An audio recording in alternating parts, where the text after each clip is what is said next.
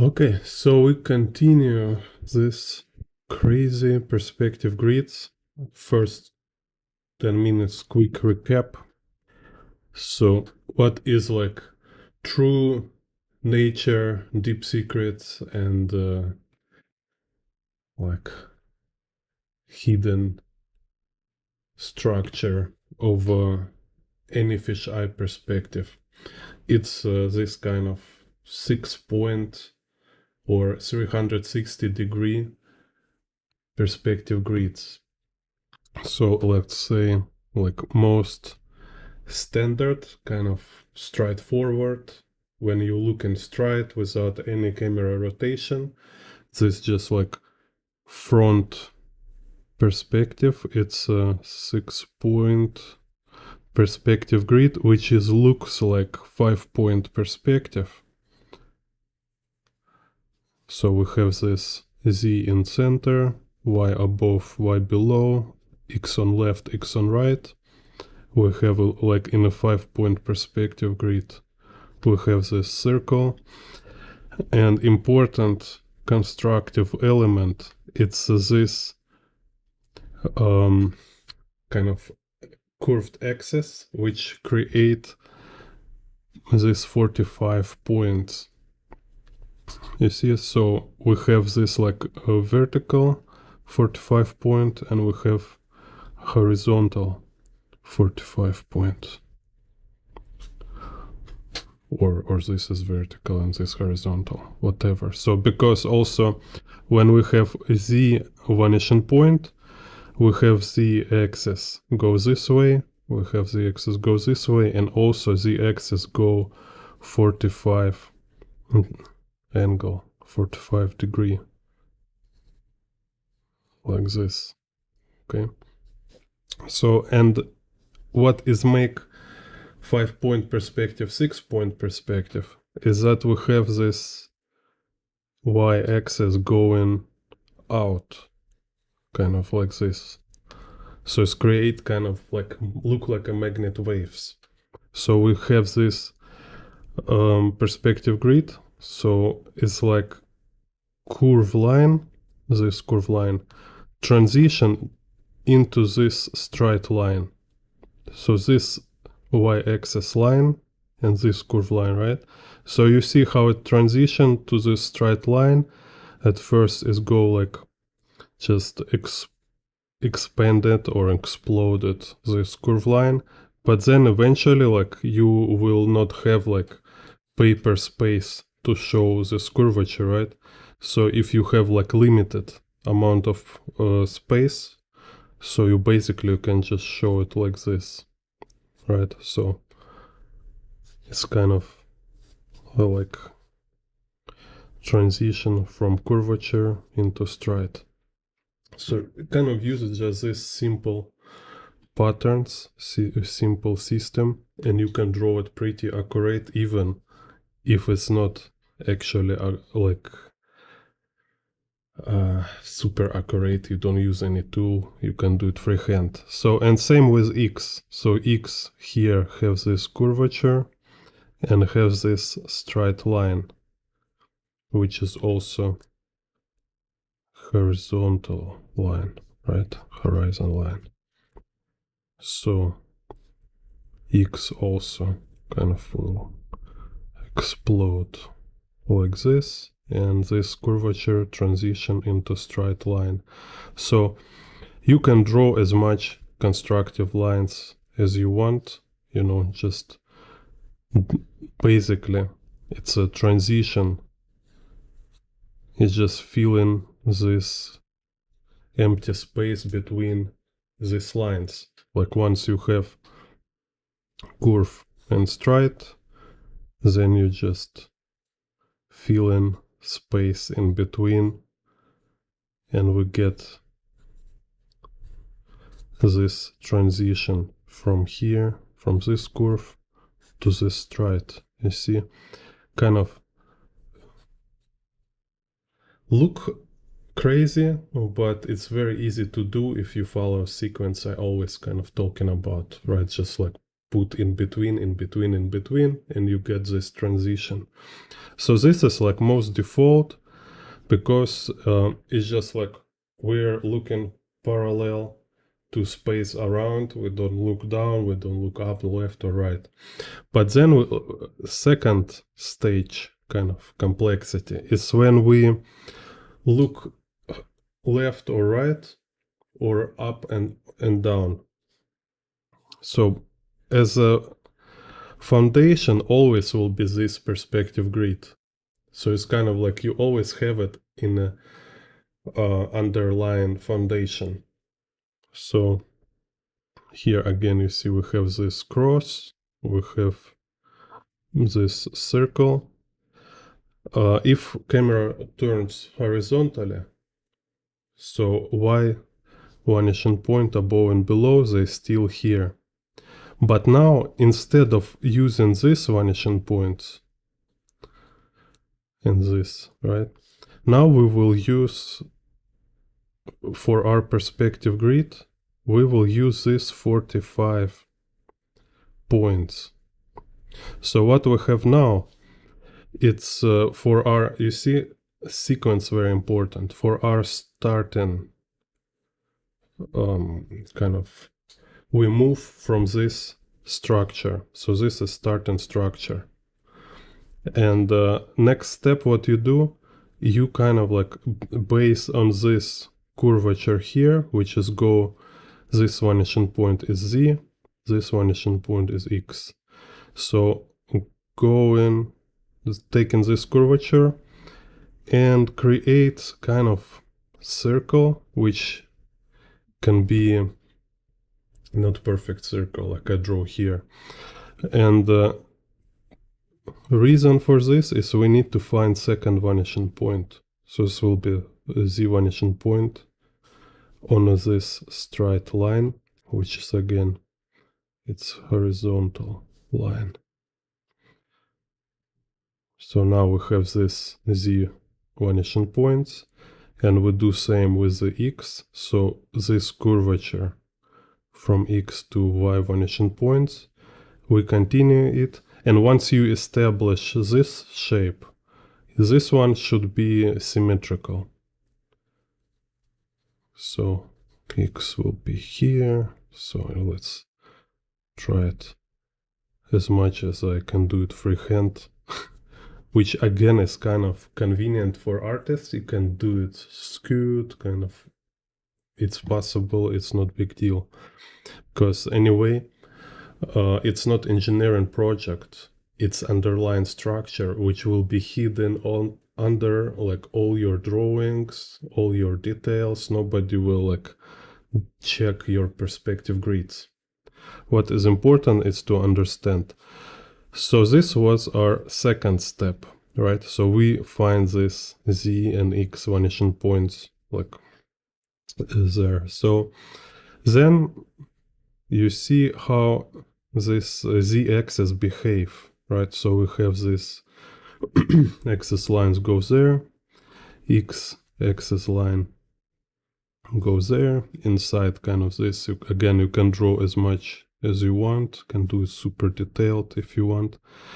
And then, like I show here, same principle kind of, right? Because we have, for example, this X vanishing points. This X-axis going from one X vanishing point to another X vanishing point, right? And then here it's also like from this X vanishing point, right?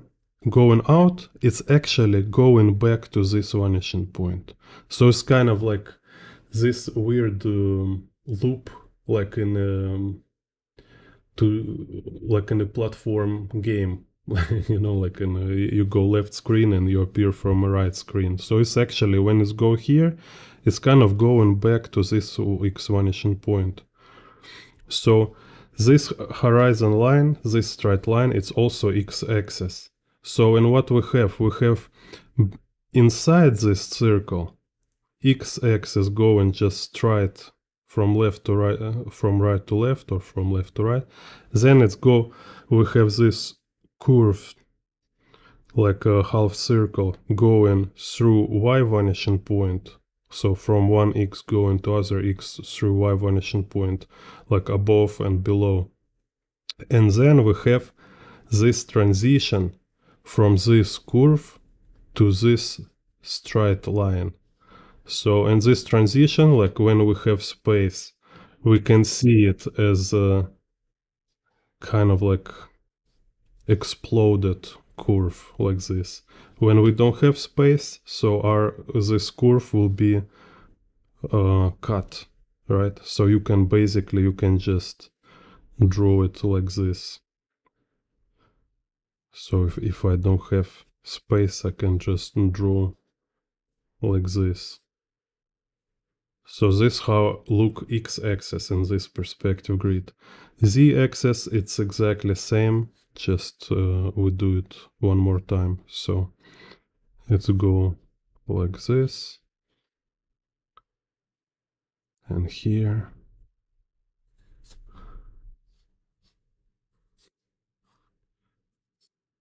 Go like this. And why again, you see, is all this time it's convenient to understand, like it's necessary to remember this default kind of perspective grid for 6-point perspective to start to build this perspective grid, and also to be able to draw y-axis, because you see y-axis, it's still like we get it here.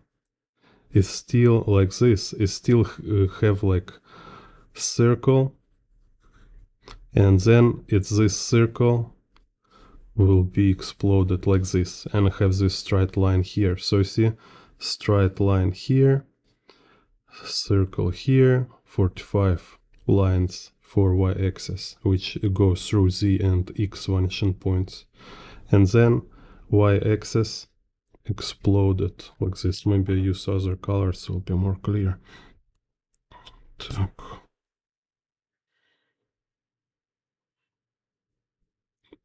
So it's y-axis, and then so that's why I say this is a very advanced perspective, because to this point you already should be kind of confident with perspective grids, because all this,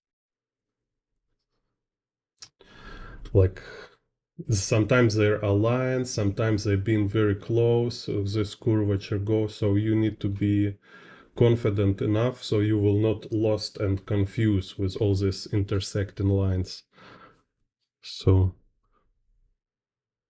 more you accustomed to it, more it's just clear to you. I'm not being born with this skill. Same with this practice, just make it happen. It just became like, okay, like a kind of Terminator. You see all these structures, no big deal. So you see this horizontal rotation, and then we can do vertical rotation. What is convenient is it's exactly same structure, but we have different horizon line. So it's convenient, and also it's confusing. So again, you see we start from this stuff. So now, because we have vertical rotation, so we kind of like turning this like this, and like here it was y vanishing points. Now we have it here, and now it's not y vanishing point, it's the left and right x vanishing points. So technically, kind of like visually, it's exactly the same perspective grid, but we have different names for vanishing points. So here we see we have this 45. Now we have this point. Then you see again, I find. So this point, it's here, second kind of double.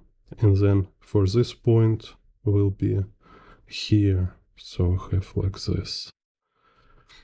So now you can draw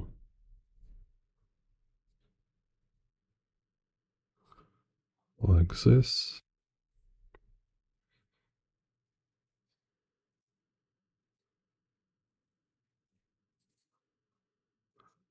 And like this.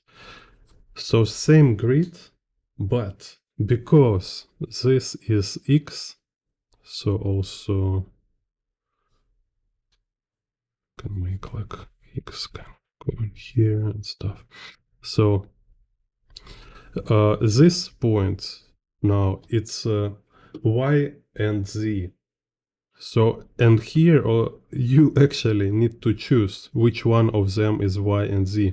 So if you say this is Z, then this will be Y. And if this is Z and this Y, it means camera looking above horizon line. So why? Let me explain.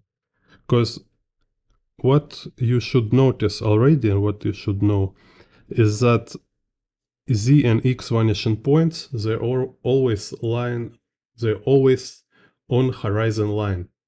So if this is Z vanishing point, then we have this X vanishing points, and then this. Так.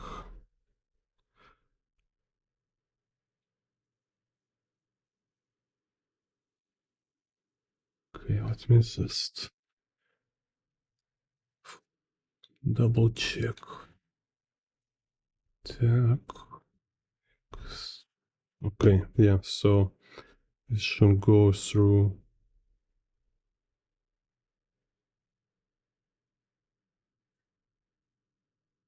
Z. Yeah, okay, yeah, right. So this horizon line, here we have X, X. So this circle will be horizon line.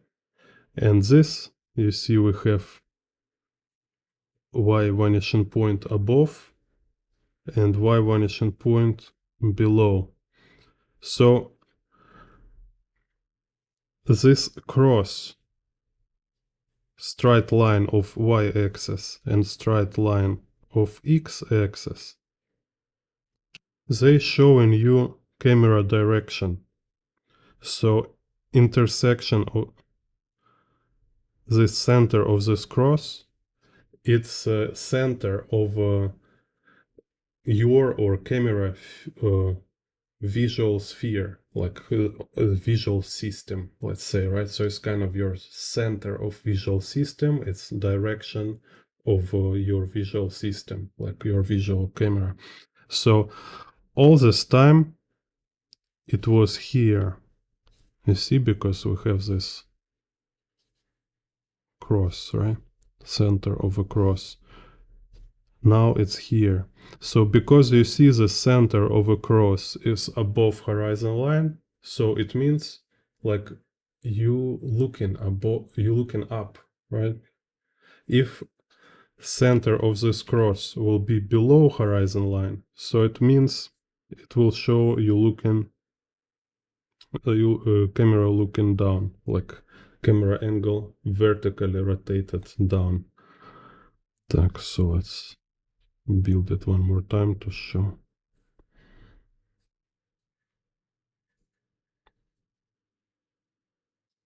Так, x. So now this will be y, and this will be z. So camera looking down. So horizon line now it's a lower circle. So cross. You see this intersection, this cross is below horizon line. In case of this 360 perspective, it's within kind of within circle of horizon line. Так. And this already was explained in a previous video. And today we go to next level, which kind of start to look like absolutely insane.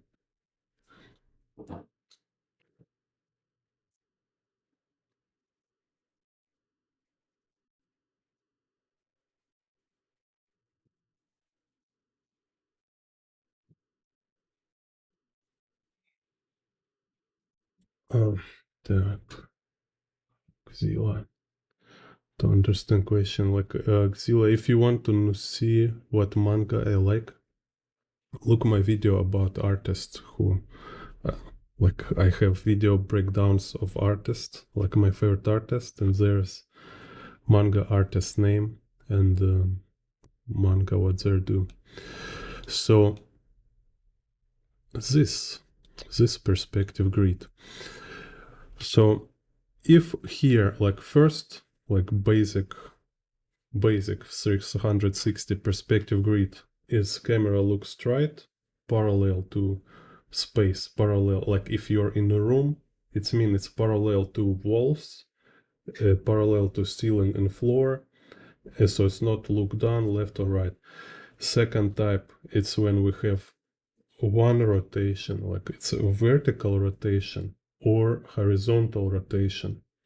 Then third type, it's when we have two rotations. So camera rotated both horizontally and vertically. So if you in a room, like if like is kind of cube, let's say you're in a perfect cube space.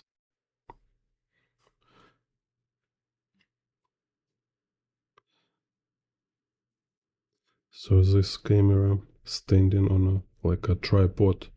So camera looking to corner, let's say like front left corner, right? So it's like in a like from top. It's look like you look into left corner. So from left rotation, it's 45 degree to left. And if we look from side view, so it's tripod, camera look up 45 degree. So we have 245 rotations to left and to right. Okay, so it's double rotation. So, and because it's double rotation, we will have specific perspective grid. Also, what I want to remind again is kind of very crazy to understand, very hard to understand, very hard. It's like, I don't know, but once you understand, you will be in kind of new person. It will be different. So this perspective grids, right? It's showing you relationship between your visual system and the space. So space, it's box, right? And if we speak like very basically, your visual system is also kind of box. If we speak more detail, more precise, it's a sphere. Look at your visual system as a sphere. It's convenient because when we talk about sphere, we can talk about specific degree. Sphere is like it's like super precise, super like fine kind of structure, right? That's why it's like, I don't know, like they're in symbology have this concept of like block and sphere. So like there is like it's very cool. So it's like you say life kind of, right? Like our world is some kind of like raw material, some ore kind of, right? So like raw ore. So it's kind of, it's not very good shape. It's just kind of formless. Then first step of transformation of it it's a block. So let's say like a cube, right? And then next step of transformation, which to make kind of its like perfect form and kind of it's already some kind of like a meeting connection between spiritual and material world, you know. It's a sphere. So sphere, it's this like manifestation, it's like material form of spiritual world. And I very like this kind of image, very interesting. So first step is just we have like clean structure, but then like most perfect kind of like complex and precise form is a sphere. That's why it's like I say, this visual sphere is actually we're just speaking about like very much more precise approach, kind of, right? So, and when your kind of box or sphere is aligned, so this is space, and this is like box in a box, right? So this is your visual perception. When it's aligned, when they're aligned to each other, it's this type. When we have like your box is 45 to space box, we will have this type of perspective grid. But when your box is like 45 rotation, like I don't know even how to, something like this. Yeah, so then we have this third type of perspective grid. I don't know even how to call it, like 45, let's call it. So here again we can take first, yeah, let's make this cross at first. Так.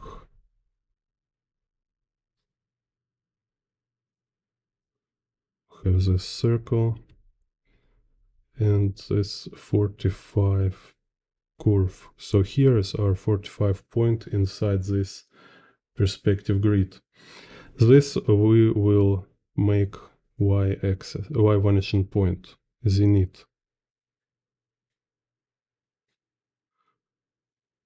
Так, so then, yeah, like before, we can find this y vanishing point like nadir. So here we will have this kind of big circle. Then also remember I was showing like here it was z-axis, but in our structure here it's not any axis, but it's important. At first it's important construction element because it's your visual system. So we have these 45 lines. So look what happened.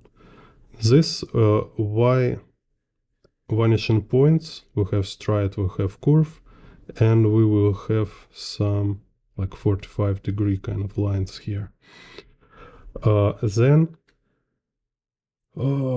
так, we need to make like equal like rectangular triangle, kind of this equal rectangular triangle. So and then we will get two more vanishing points. So let's say this will be z and this will be x. So now we have these three vanishing points, x, y, z, and they all will have this same pattern. Like, okay, you see, this is our camera direction. right? Center of this triangle.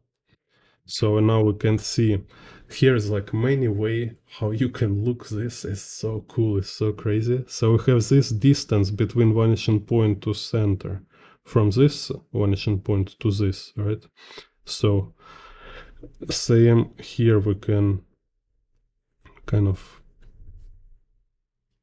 make a projection of it. So it will be symmetrical. Whoop. Kind of this, right? So we have this circle, and we will have these circles here. Also, like from this y vanishing point to this y vanishing point, you see is this curvature go like this through z and x vanishing points.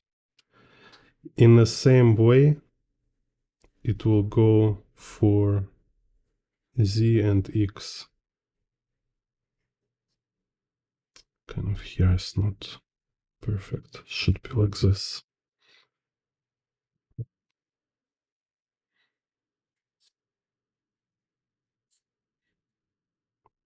Z. So basically we have this triangle. So we have these lines. We have camera center. So these lines continue like this. And like look kind of like a flower.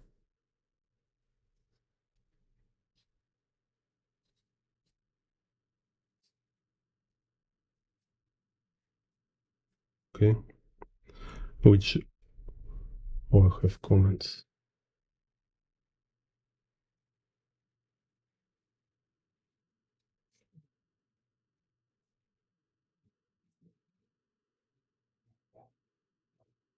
Yeah, later we'll answer comments. Let me just finish here.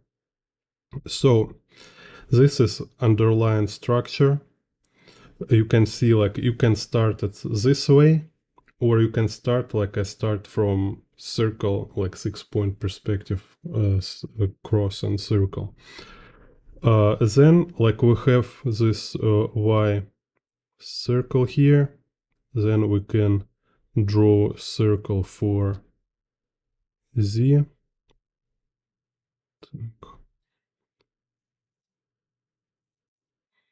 For x.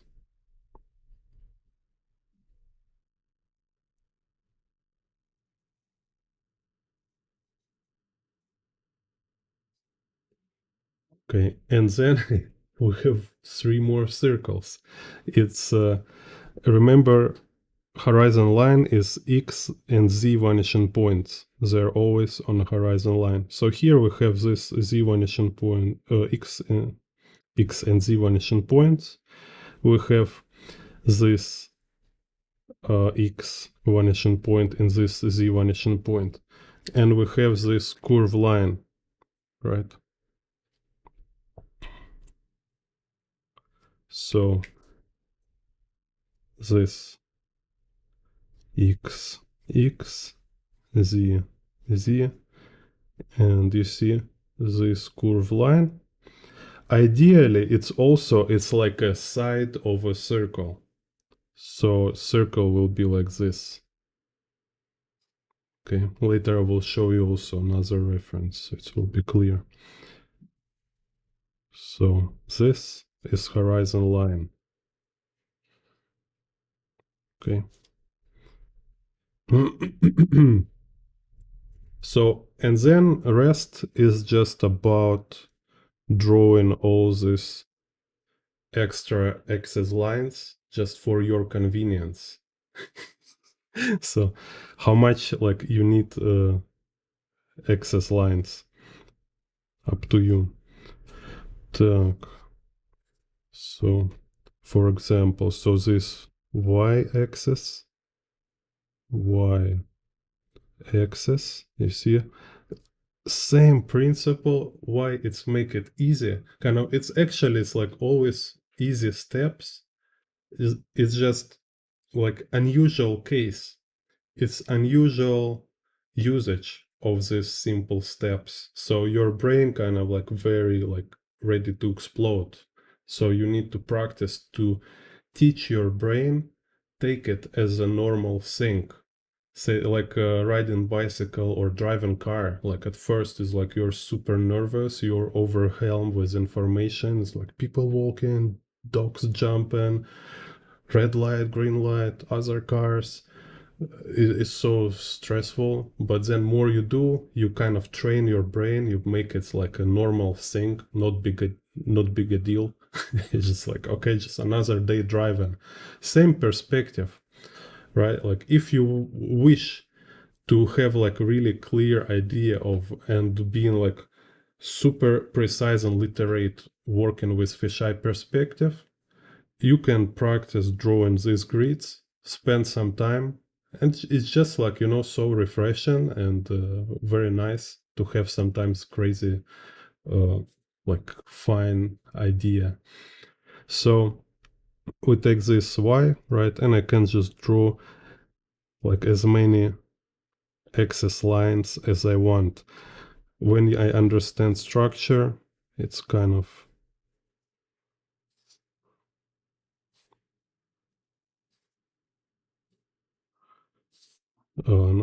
just fun kind of thing.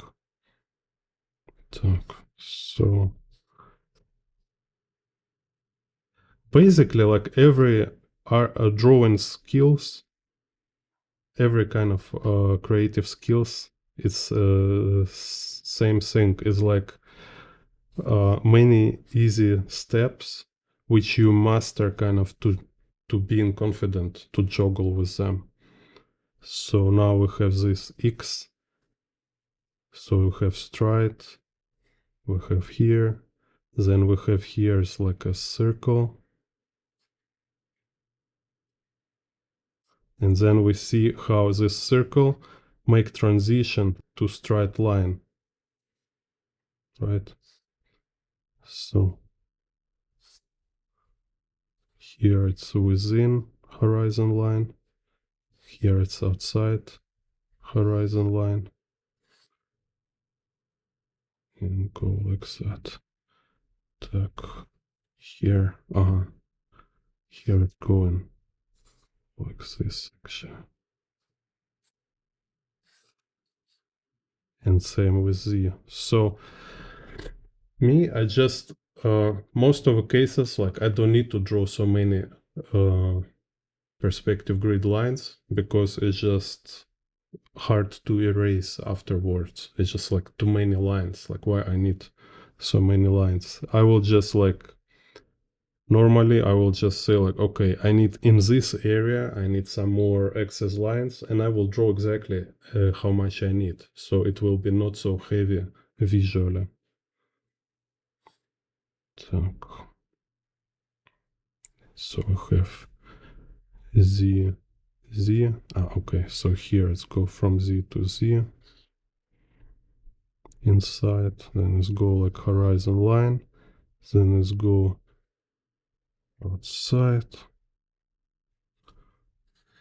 Go here. And again, like I say, it's advanced perspective. So don't expect it to be easy and clear if you not kind of advance, because like it's crazy. It's for sure. And it's not like everybody need it. Just in case for people who curious. So that's it. So this is like this. It's how built this perspective grid. Here you can see image of it. I did like from like a model of a box in fisheye. So this how we see room. So how we see this cube space from within. So you see like top here, it says Y zenith vanishing point. Bottom here, this y bottom vanishing point, y nadir. Here it's z, here it's x. So x vanishing point, you see straight line going to this x vanishing point. Here this z vanishing point, straight line going to this z vanishing point. You see this z axis making circle. Here this x axis making circle. Then you see horizon line. So horizon line going through x, z, then it's here x, and making circle and going through this z vanishing point. So all this incredibly organized. It's just mind-blowing how all this works, right? So how just everything so beautiful in this world, like even just visual perception look like a flowers, kind of, you know. No, I see, it's crazy, very cool. And this is like a triangle, and the center it's direction of a camera. I don't know, like I should already receive 33 degree of Freemason kind of for this tutorial, I guess. Okay, so, and what is most important here is I can show you how to use this perspective grid. So it's not just some theory talking, but actually we can see how you can apply this grid. So as I already mentioned,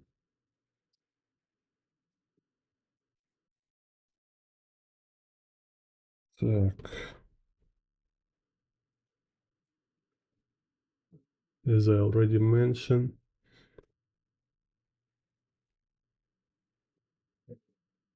for drawing this perspective grid, you don't need to draw it all entirely. It's just helpful for you to see entire structure, so to understand like why they all behave this way. But for practical use, you will actually draw this equirectangular triangle. This is all you need.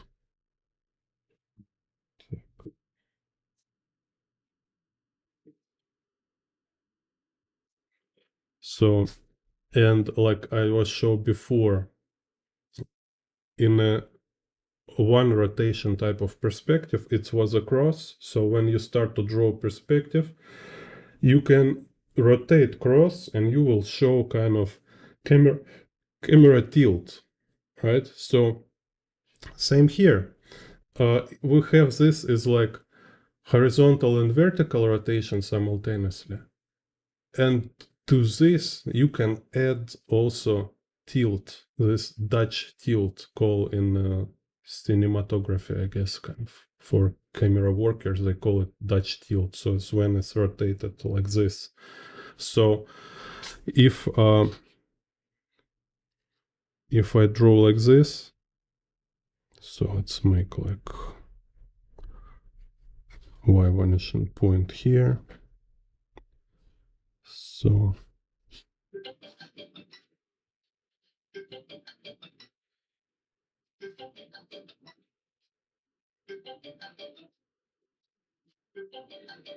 So this will be z vanishing point, this will be x. So because you see y axis line parallel to paper side, kind of is just perfectly vertical. So it's like I mean by this that camera is not tilted. So we're looking left and up like this without bending our neck, kind of, right? But I can do like this. So let's say I'm gonna make a triangle Here will be Z, here will be X. So again, it's like same structure, but it's with Dutch tilt. So triangle here is not perspective grid, it's just to help us arrange vanishing points. So, and then how we draw perspective grid. Remember, we just draw like part of a whole structure. I have in mind whole structure, so I know why they look this way. So X go like this. So there each of axes, they're like curving towards their vanishing point. Same here. Y going through Z, go like this, go like this. X, it's a straight, then it's a line kind of merge with this y-axis. Then here is going through Z. Same, you see Z already have this straight line. It's already have this same curve align with y-axis, same curve align with x-axis, like this. So it's like main structure here. And then just draw as much as you want for your convenience. Let's say like this, right?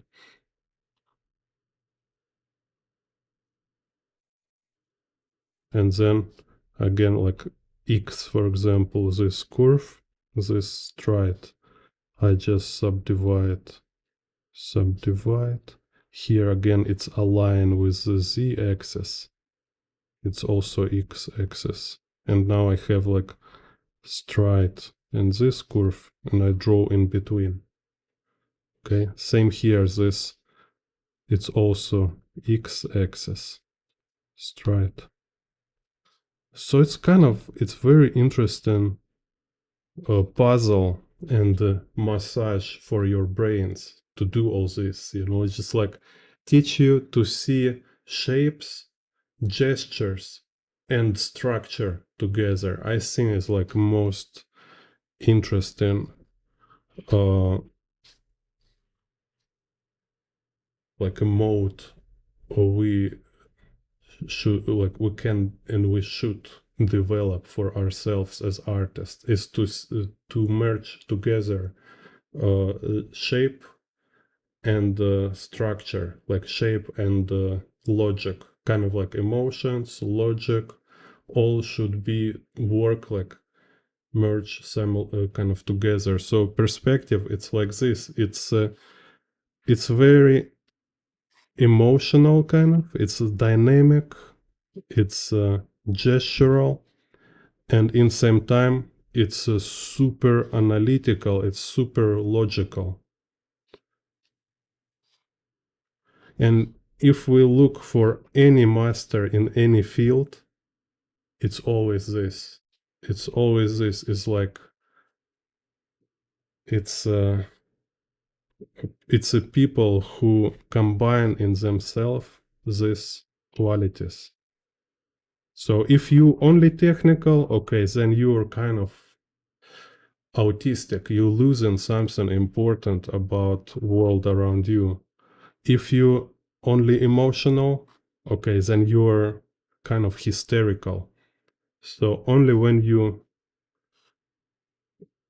kind of harmonize them together, you like actual artist or master. Так, so an X here.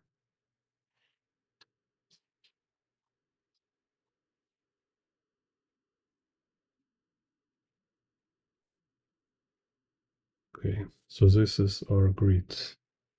Let's draw two more for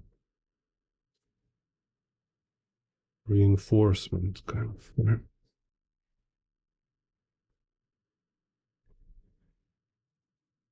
So what if we turn, like make like really extreme tilt? So here will be y zenith, then this triangle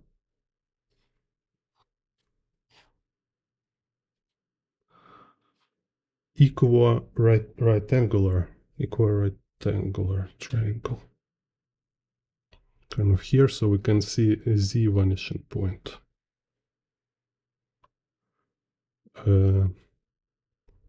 Like this. So you see, again, now we have this structure. Так.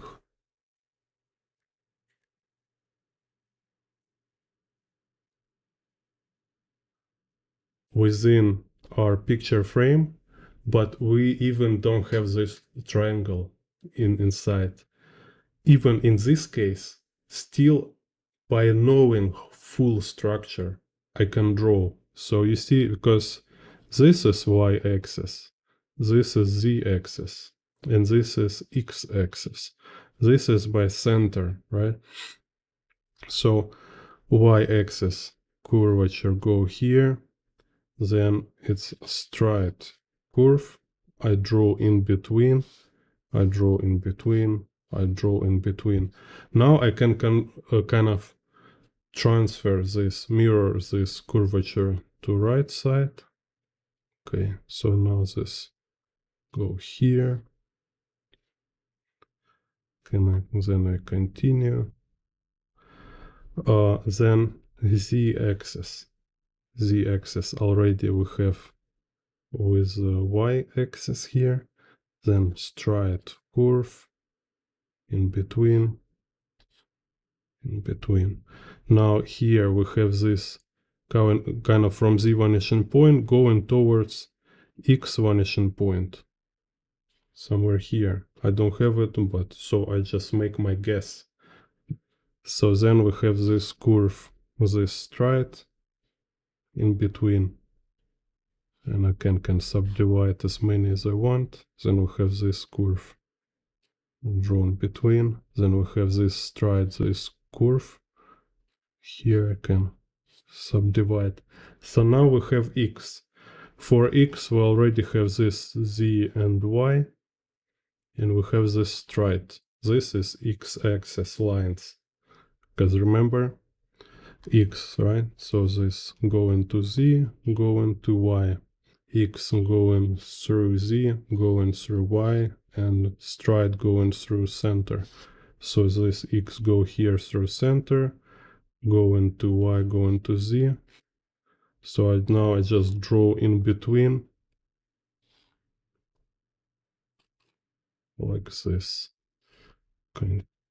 So this line, z-axis, going to x vanishing point, and it's merge together, so it's like z, and it's also x.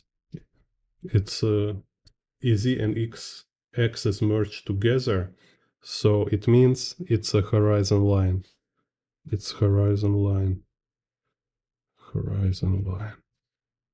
Okay, so and here let's draw like upside down. So here all these three cases, camera look above horizon line, so it's camera looking up.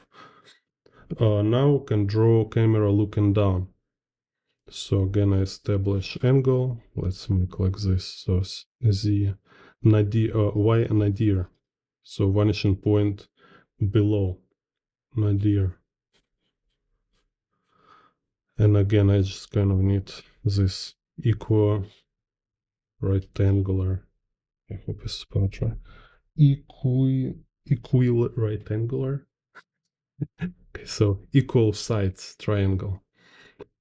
Так, so then here will be x vanishing point. Here, like little outside somewhere, will be z vanishing point.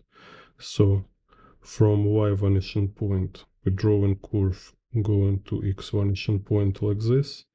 And here we draw a curve going to z vanishing point. So now we have straight curve draw curve in between, so we have transition, straight curve, curve in between, straight curve, curve in between. Now have this curve. Again, I subdivide this curve, this straight, subdivide. So it's kind of simple principle. Now we have x vanishing point curve going here, so we already establish this. And now it's going curve to the z vanishing point. And we draw like straight line going through center of triangle. So it's like our camera direction. Kind of this. Okay, so x curvature going like this. So you see, it's even like I'm doing my attempt to make it symmetrical, it's still kind of because of freehand, you always will like little distorted, little skew, and you can do it on a purpose. So in one hand, kind of you can make it by mistake and forgive you for this, because it's kind of flexible enough to work even when it's not entirely precise. And what I teach here, I teach for freehand drawing. So actually even this crazy complex perspective can be drawn freehand without any tools. So you don't need any like, you don't need to kind of draw in this circle with this thing kind of, you know. So, but if you want to just make extra effort, you can do it like super kind of perfect symmetrical. But then for every of this grid, you will need like have like bigger paper to draw all these circles, to calculate every curvatures, like using calculator, ruler, and all this stuff. It's just kind of make it less fluent, and it definitely will be not for illustrators or comic book artists. It's more became just like performance and technical drawing, you know. So you want to show like you can draw some scene using like perfect perspective. Okay, you can show it, but it's kind of genre on its own. It's not when you want to draw a comic book page or a frame kind of, right, with a fisheye perspective. With this approach, yeah, you can draw whatever you want. You spend a little to practice it. If you already know like I don't know, like some average perspective types, or like some average wide angle perspective, to learn this one will be not so difficult. Just some dedication, some spend couple weeks, and you will be fluent with this. And yeah, now little break, and I will draw some scenes here. Little break, just a second. Madness. This is Jane Bond art.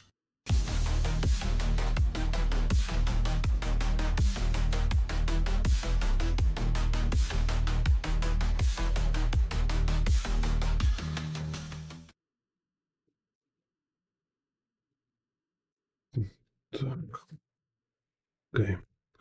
Who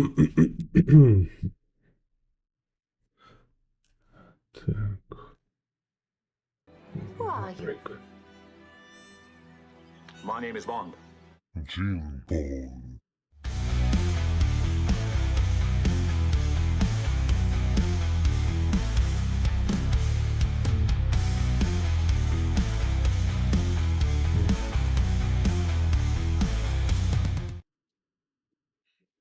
Okay, so let's say take this grid. First step, if you want to draw complex perspective, at first you draw perspective grid. Then second step, you draw kind of composition sketch. So here we have, this will be like a corner of a street. And let's say, so here we have a road.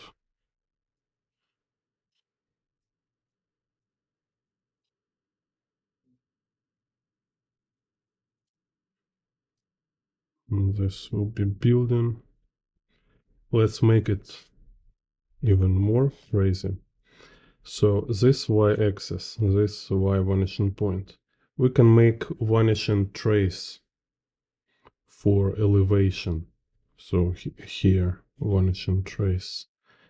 And here, so let's say these are y-axis, y1. No, it's not y vanishing point, but it's still y-axis going here. And because we have this x vanishing point here,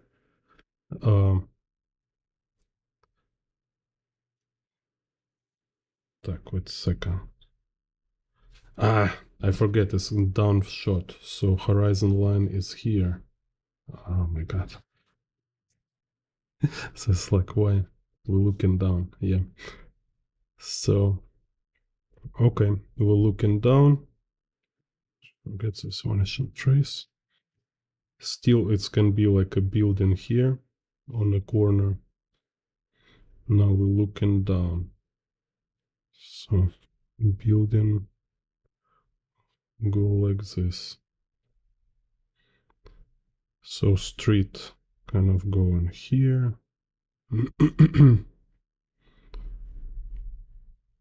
Let's make some fancy building.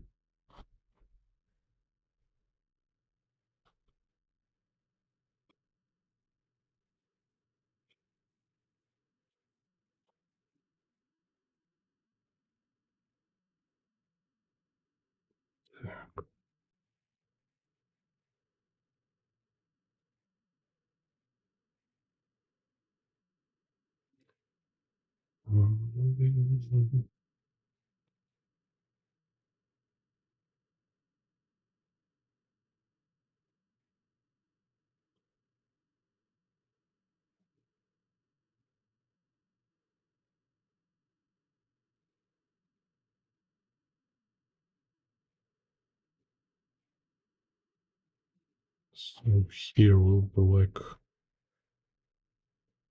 a zebra on a road. And zebra here.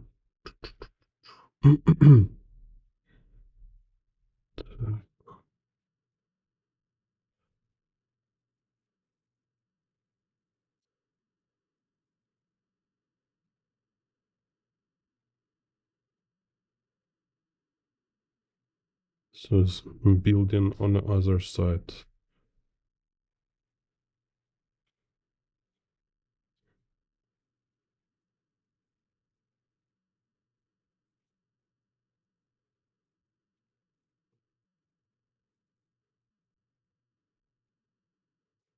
Yeah, so this like middle of a road. So here we can draw some, I don't know, it's like kind of truck.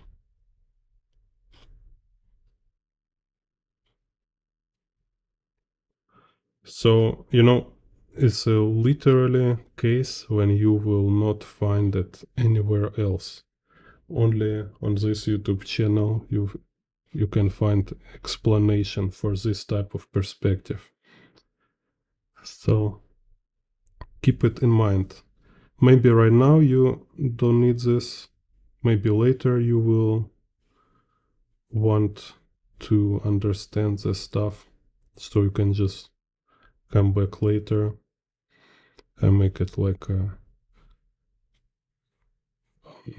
archive of different tutorials for like different specific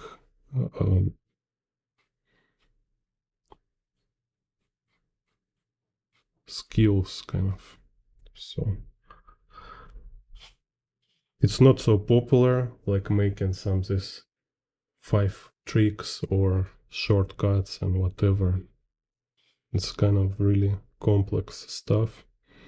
Not many people who want to go this far, but I think it's good to put it out, so at least somebody should do it, right? Also I have subscription. If you want to support my channel, you can become member. Then also you will get access to my Discord, where I can give you feedback for your drawings. There's like chats and different stuff. Так, so here this X.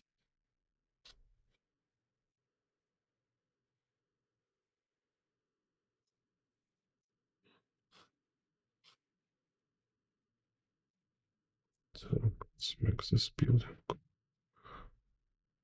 here.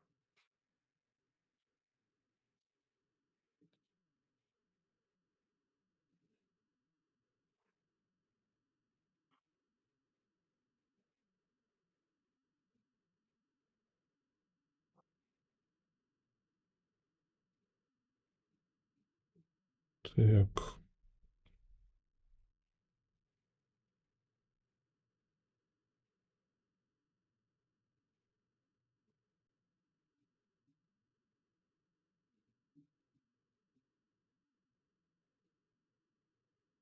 Some stuff on the roof.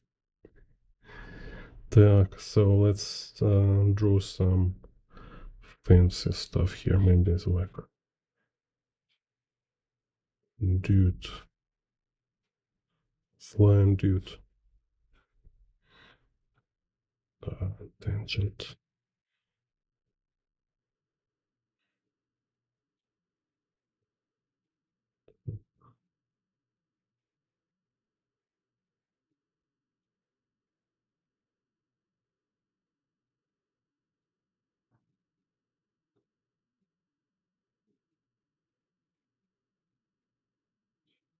Some improvisation.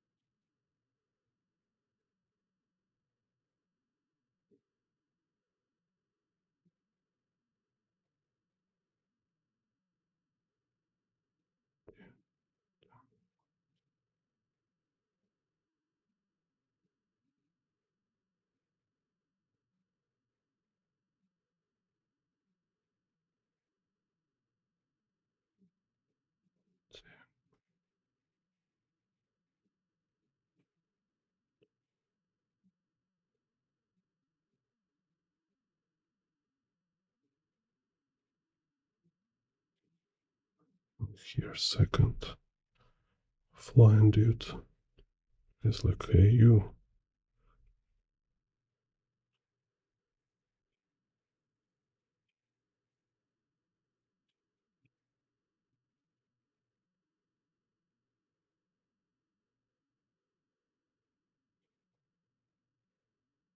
And here's some people walking around. It's like, what?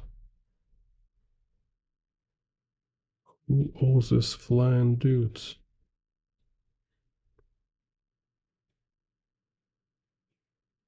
Так, so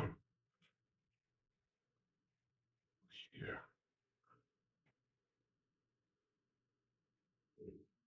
Так, let's see.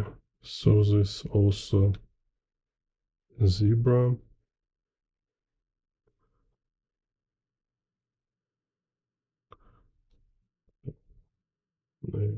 Ellipsis.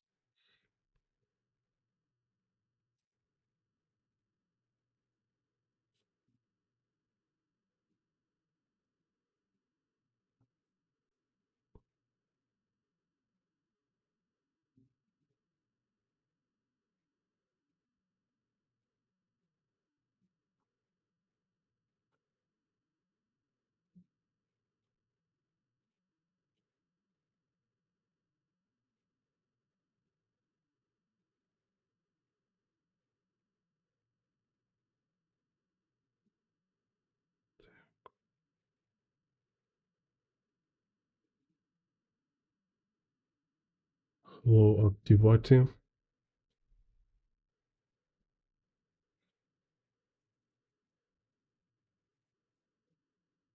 Yeah, I'm kind of not super cool in drawing people, but just to make example, you can draw much better, I sure. So here will be some strong foreshortening.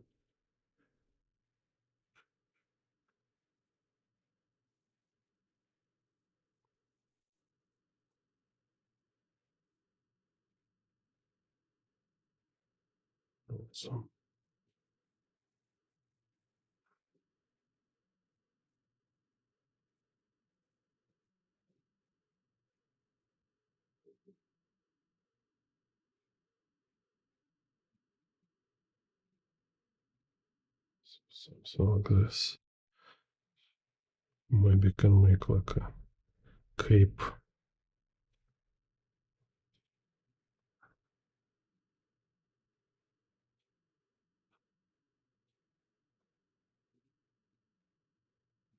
Some One Punch Man stuff.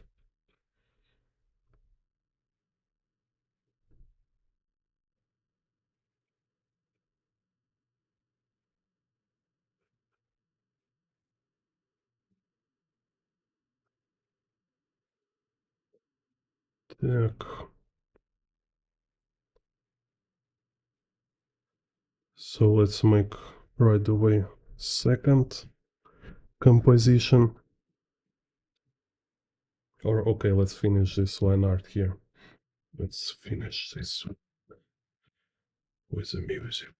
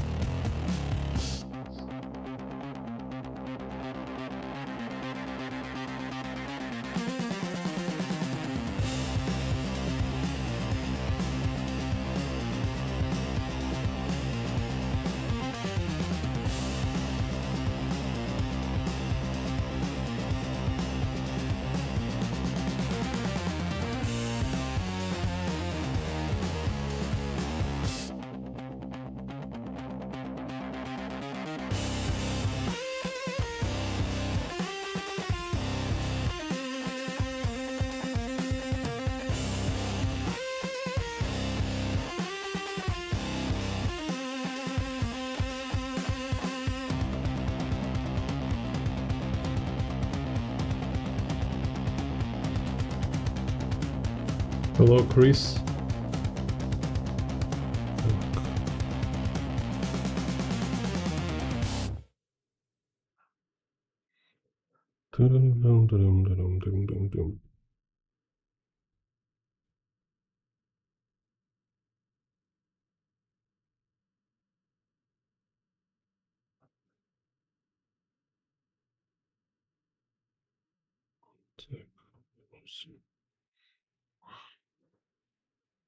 Some crazy ape.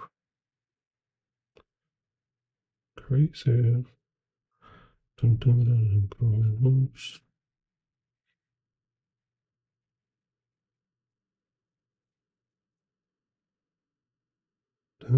People.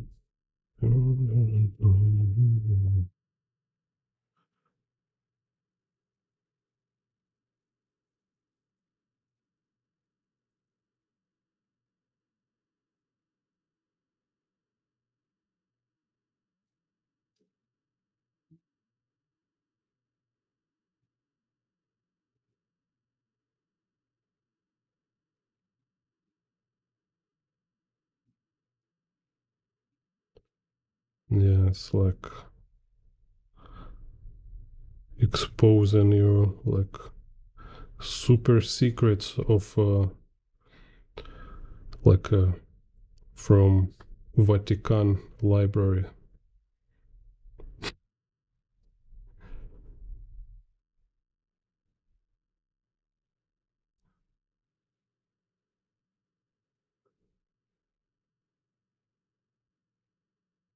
Grand geometry.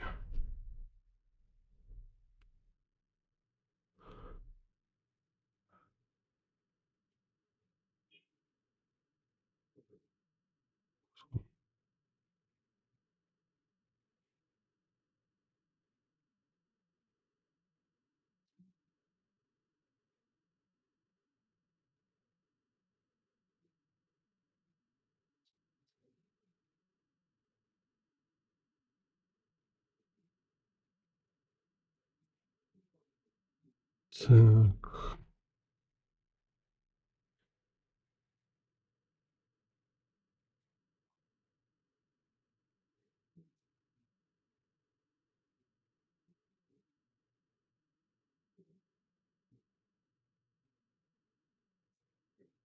Some music.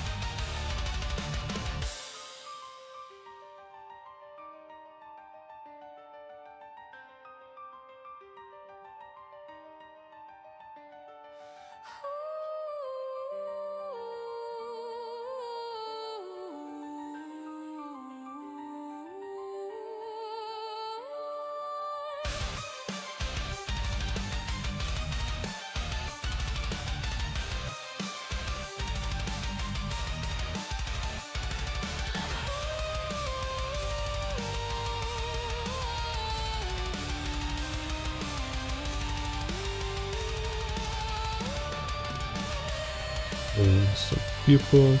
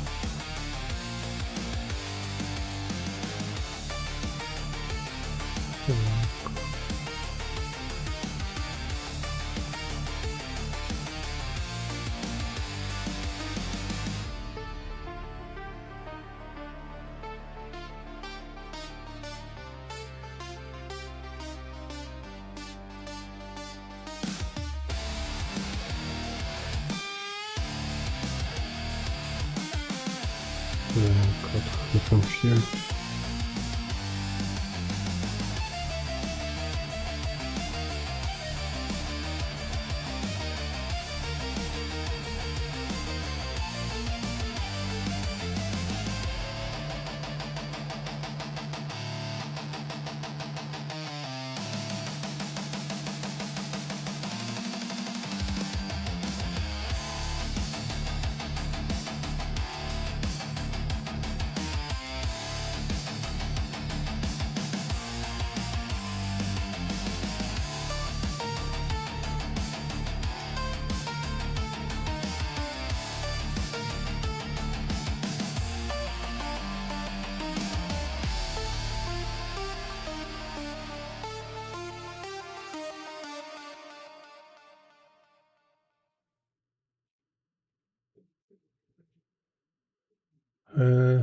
Trying to find time to get better at making art is difficult. It's like draw out. Oh, I don't understand the last sentence. Everything is difficult, so I just.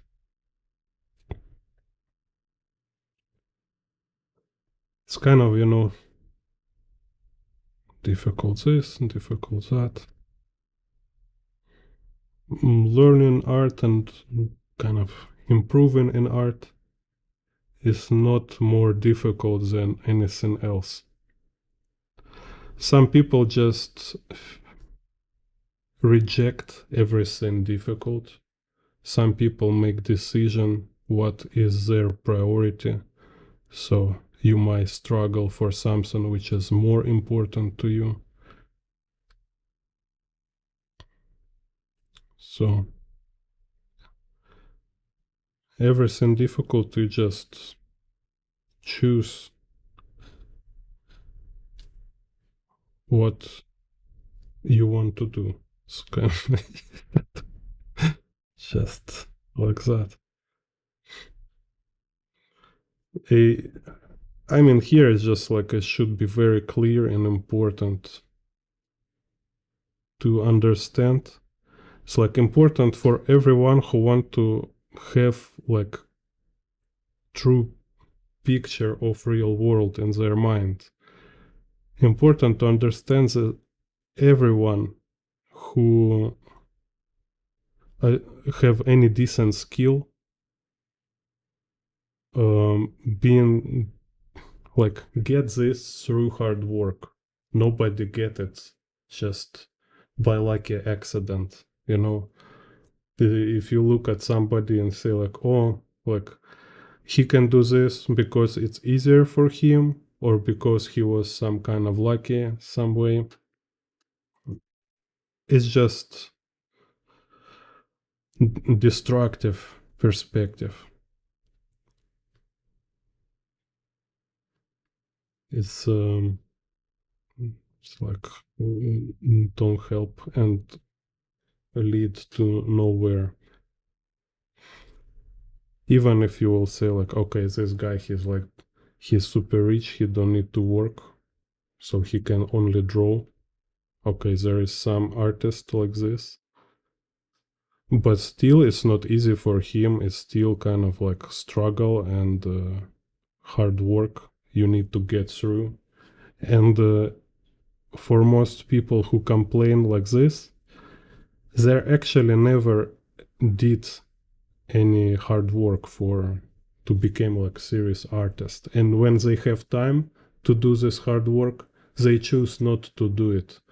They go to bars, they go hang out with the friends, they watch all free time, they watch movies. You know, you can turn anything into excuse, and no matter in what kind of life situation you are, you can find opportunity or you can find excuse.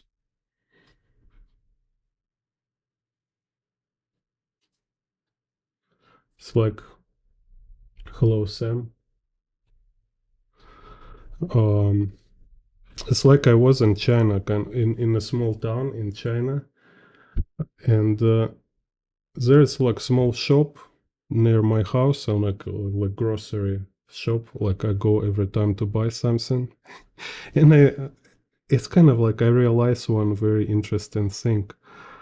There is it's like owned by family,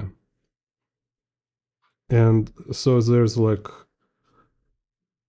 wife kind of this family. She kind of sit on the counter, and every time I go inside, it's like no people there. Like when I visit, it will only me or maybe me and some one more buyer. And every time I see her, she just watch like series. You know, some of this Chinese like ancient empire kind of movies where it's like romantic stories and stuff. She just all day sits there and watching TV shows. When kind of me, I don't have any free time. I need to study English, I need to study Chinese, I need to study drawing, I need to make a drawing because otherwise I will be not artist. I need to kind of work on my career, kind of, you know, looking for clients, making website, making like I had this time I had like very good Instagram. Right now my Instagram kind of shadow banned, but before I have like really good Instagram, and I have many clients from Instagram.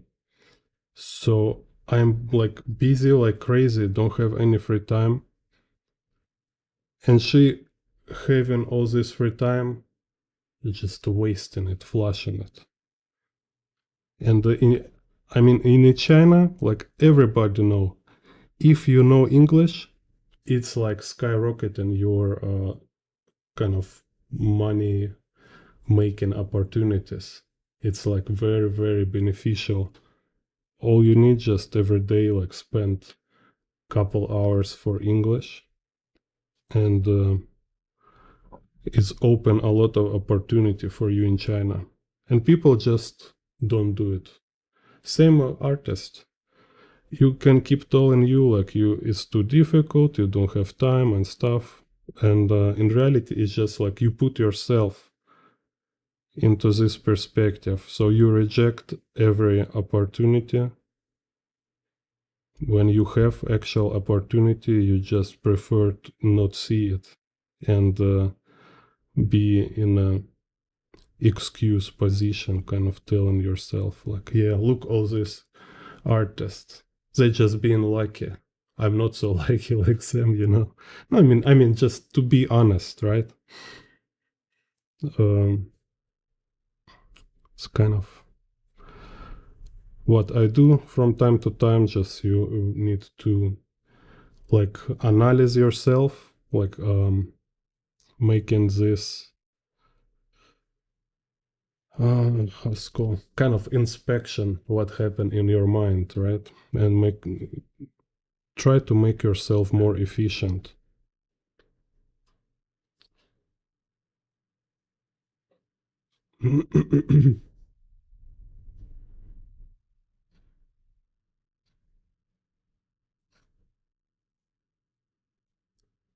UNC. Just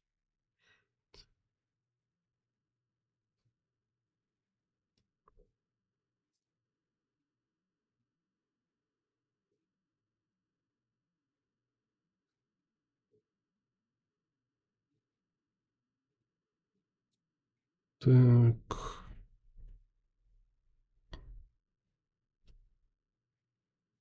And I also like how in some interview with Kim Jong, not interview, it was like online workshop, one of many Kim Jong Il did, and it was like some with English translation. So he speak Korean, and there's some interpreter translating to English. And same like in the comments, like people asking all these questions, like kind of what kind of pencil you use, and like how long time you draw in your life, and what's your favorite color. And one question was like, somebody just say, "Oh, perspective is so difficult," and Kim Jong Il is like, finally he kind of like gets pissed. It's like, okay, it's like perspective is difficult. Then go and do something easy, you know. Per drawing, if perspective is difficult, drawing is not for you. Don't be artist. And the translator is like very confused, like kind of like, you know, it's not this kind of typical candy answer everybody want, no, get accustomed to hear from all these brands where they just like entirely entertainment content um, disguised into education, when they're not actually forcing you or motivating you to study, but more just like entertaining you and um, kind of accepting you, you know, because it's kind of what is majority of people want. They just rather prefer to be validated than motivated, because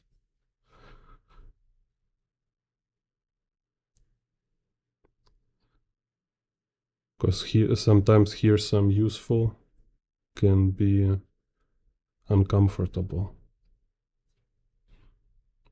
And brands afraid of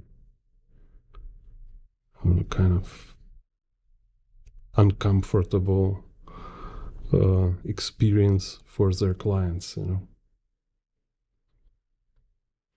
They always need to satisfy their clients.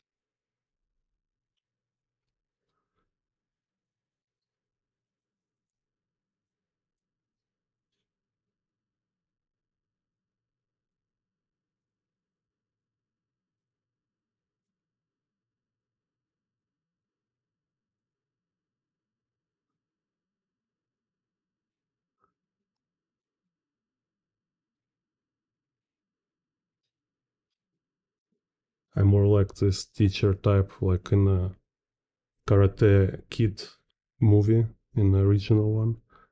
It's like grumpy old man teacher.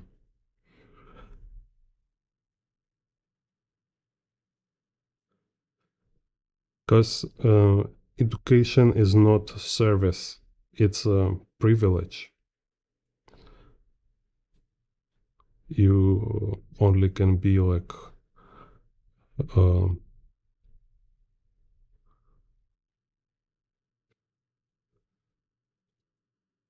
let's say,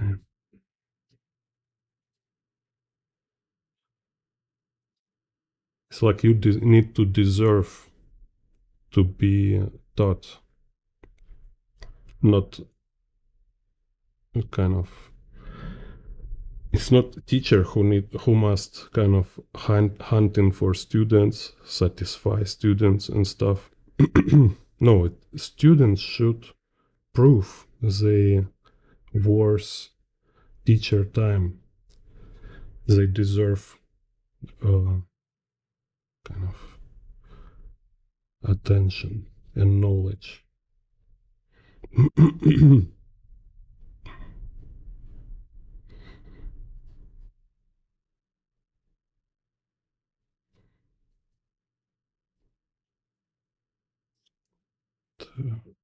So here,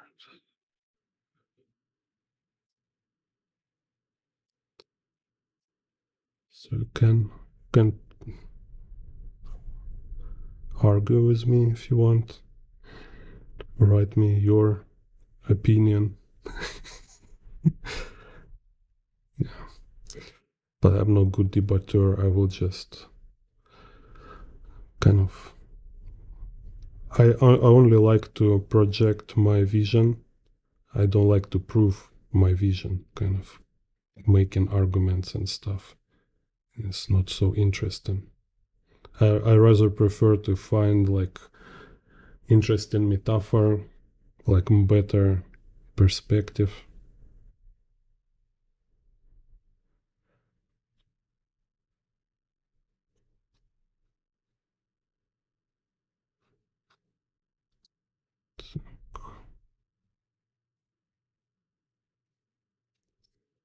Yes, so like this. Some people can hear. Dun, dun, dun, dun. Oop.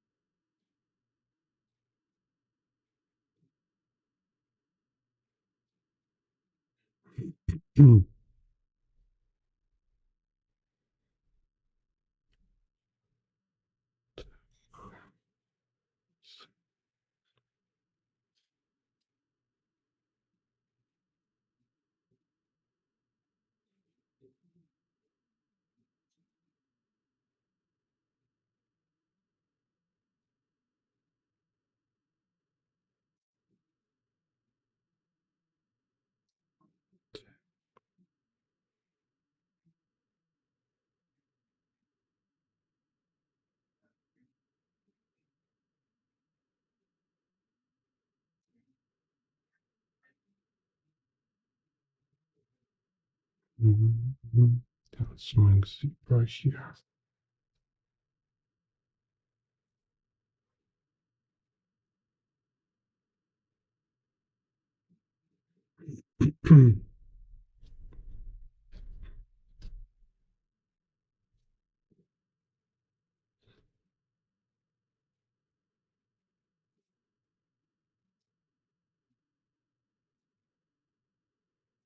So from my experience, like every time I learn something in a drawing, like not just learn but improve, every time it feels like it's take much more effort than I expect. Like no,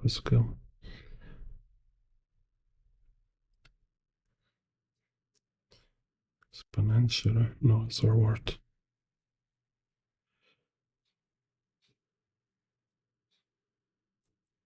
Anyway, kind of like 100 times more than I expect and then I imagine it at beginning.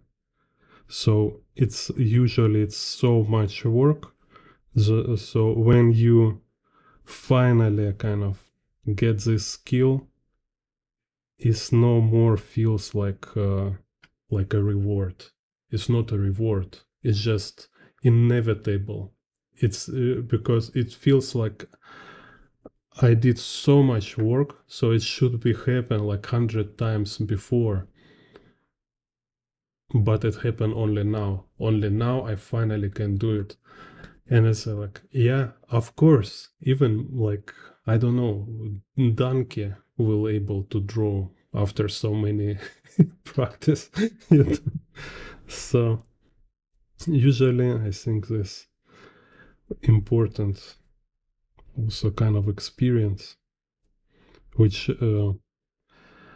telling you like how exactly how much you need to draw, exactly like how much work you should to expect, because you do this with the one skill, and then every other skill you can already expect, and you ready for this crazy amount of work.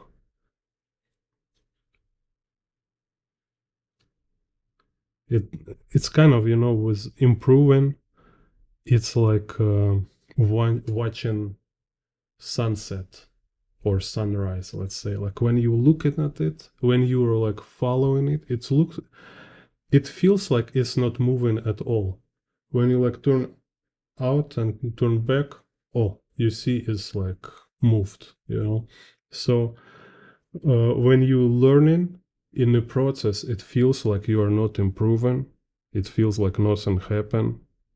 Like here is all this real life around you. You rejecting it, right? You choose like, oh, I'm not have fun, instead of like doing something funny. You choose to put yourself and do all this boring stuff. It's your decision. Nobody telling you. There's no guy with a stick say like, draw more, draw more. No, you need to do it to yourself, right? And it feels like so stupid in a moment. It feels like you are just rejecting some interesting experience right now for something which is uncertain. Maybe I will fail. Maybe I make a wrong choice. Maybe like practice what I'm doing now is not this magic perfect practice. Maybe I do something wrong. And sometimes you do. Sometimes you really do mistakes. Sometimes you waste your time like doing something wrong. But it's only way.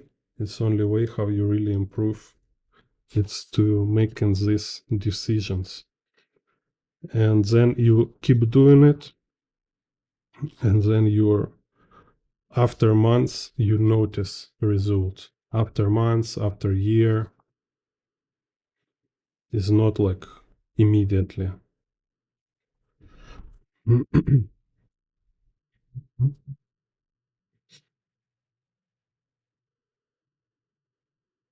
Так, oh, forget this other side. Так. Whoa.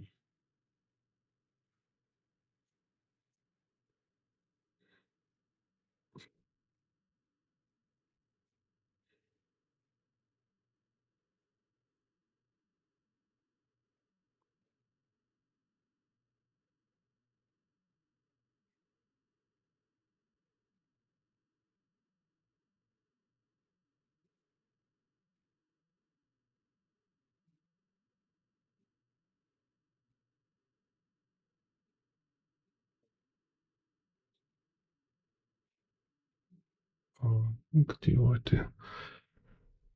Yeah, you know, I've been like kind of drawing all my life, but sometimes I did kind of sometimes, like in general, I was not serious, you know, just like drawing for fun or like draw for a certain period, then abandon it. So just kind of, I've been in the childhood, I've been drawing comic books a lot. Just it was like for me, like right now, children playing computer games. I've been drawing comic books. It was really fun. You know, we don't have internet in my childhood, and but then like I abandoned it for a couple years, like to almost never draw. Then I in 2003, in 2003, I decided to go study art, and I want to be like comic book artist, but because in my city there is no like illustration or animation or comic book department, it was only like oil painting. So I went to like fine arts, study oil painting, watercolor, all the stuff. Then after like 3 years, I abandoned again. Like for about 1 year, I was almost not draw again. And then it was like kind of drawing, not drawing, and only in 2010 I again decide this time I want to be professional artist. So in 2010 I decide to make art my career, to be professional artist. Like no matter what education I have, no matter how I will study it, I just want to draw all my life, right? So make money from drawing. So from 2010, I will say it was like I was drawing like every day, like I don't know, like at least 5 hours a day, maybe minimum. But mostly I was like really like drawing like 10 hours. For example, like couple years I've been drawing like travel and draw environments.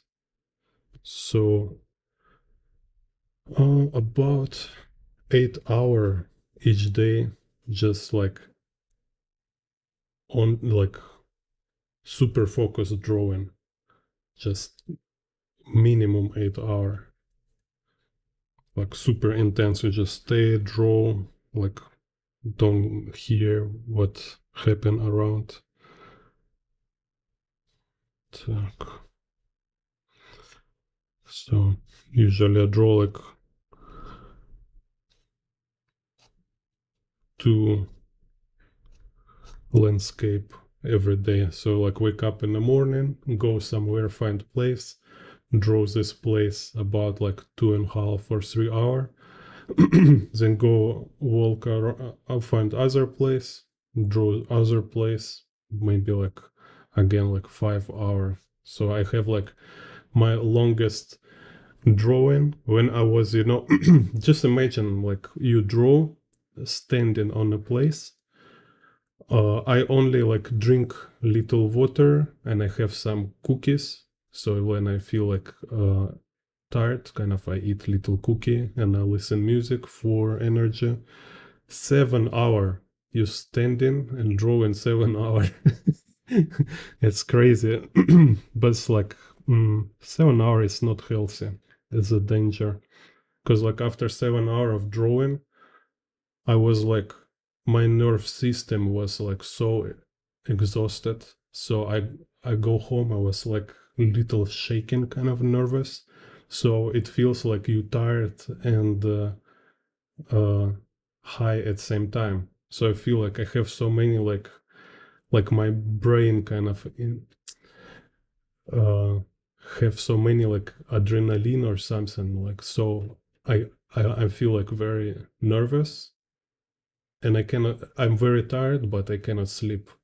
So after like drawing for 7 hours, I go home and I still like watch some tutorials and draw from tutorials. Maybe I've been also making video. I have like old YouTube channel before, also been making videos. So a lot of work. But I really like don't recommend drawing without rest. Like I think like more than 4 hours already not healthy. Like need to make some breaks.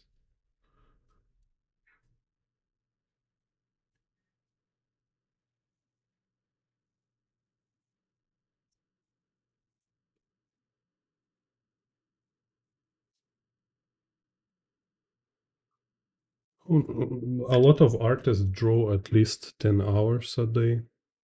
It's like at least every one of them have this period in life when they've been like for a year or couple of years drawing like 10 hours a day minimum. What else to do, you know? You wake up, you have like this like 12 hours. Okay, you eat, you can go to gym, go to shower, I don't know what else, you can like walk 30 minutes somewhere to park and draw. What else? Like go to. I hate all the stuff like going to restaurant and sit there like you waiting. Waiter go to take something, give to you, and like people spend like 3 hour, like 4 hour a day for eating. It's like what the hell? Like how much time you have? Okay, so here we have this horizon. Or maybe let's make some shading.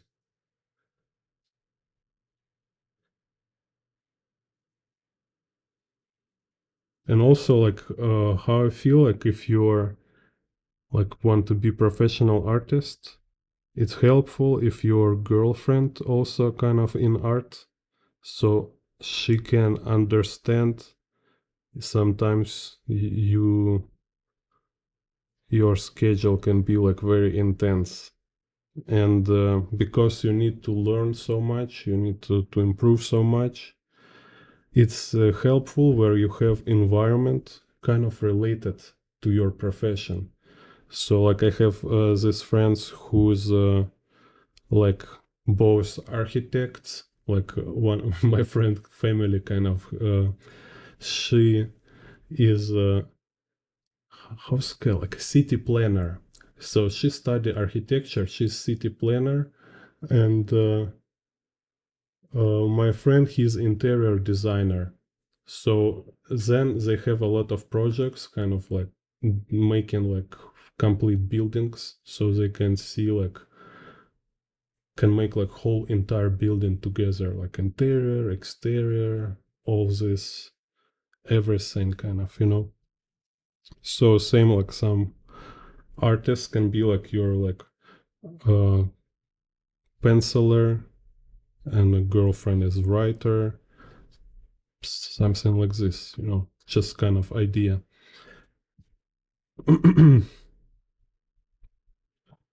Or like she's a teacher, your artist.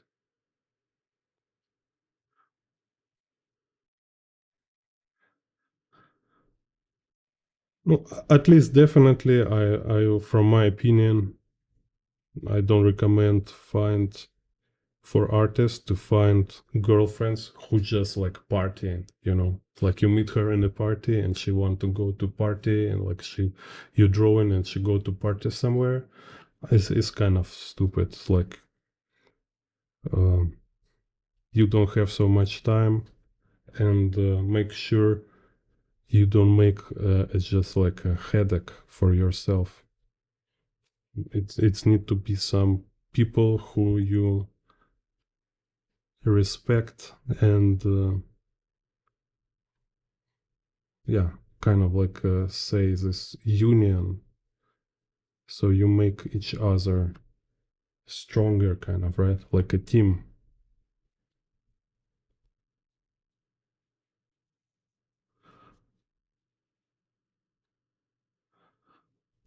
Yeah, some random advice.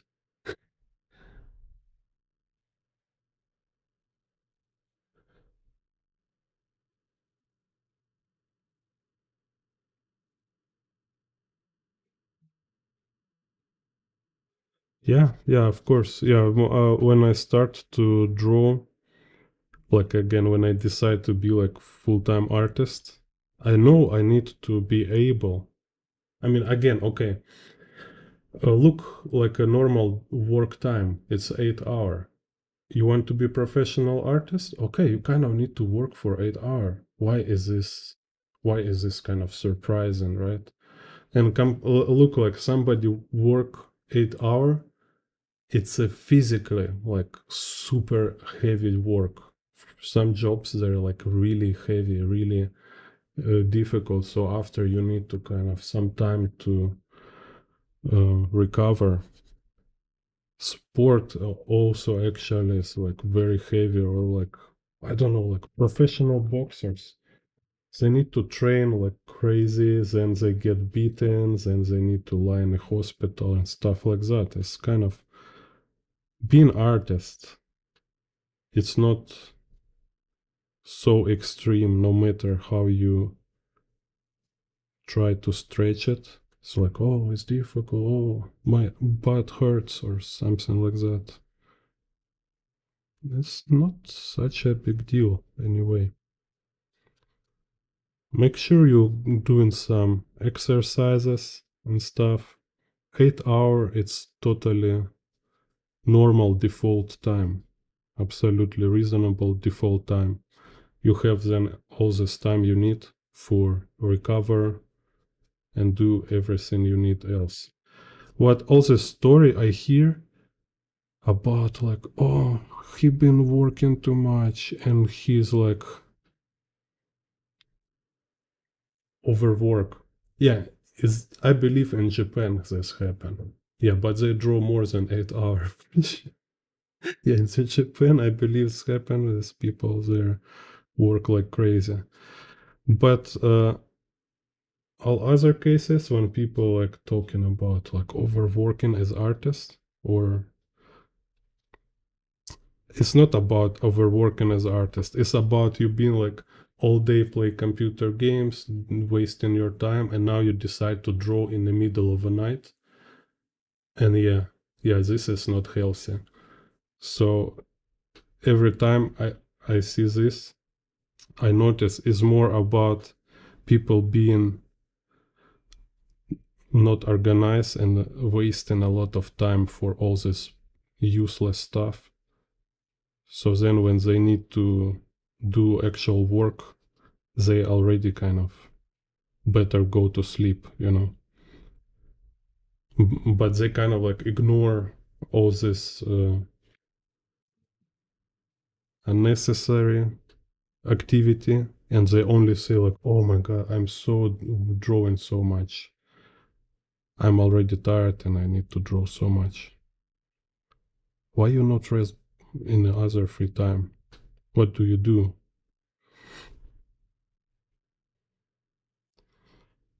Так, that's kind of weird.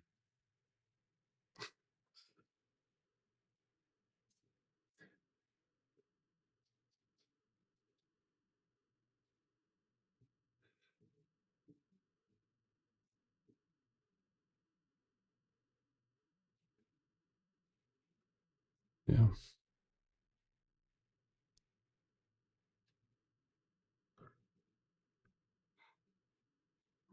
When you really like drawing, only drawing 10 hour a day, yeah, then it's became kind of danger. You need to kind of think in this case about maybe you're like working too much, kind of think carefully how to organize. So you make sure you have like breaks and stuff. Also like kind of sit whole time on the same pose, like on a table. You can develop this kind of how's it called, problems with your spine and stuff. So that's why it's good to go to gym and just, whatever exercise, do whatever exercise, can go to gym or train yourself at home, go to some, there is a lot of different communities like running, joggers, something like this. Так, okay, so here we have horizon line, vertical axis, x-axis, and the vanishing point with the axis here. Так, let's see what we can draw here.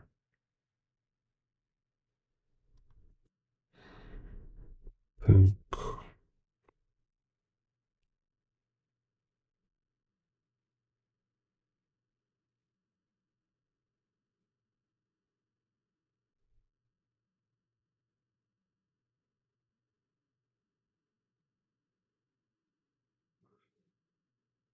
Так.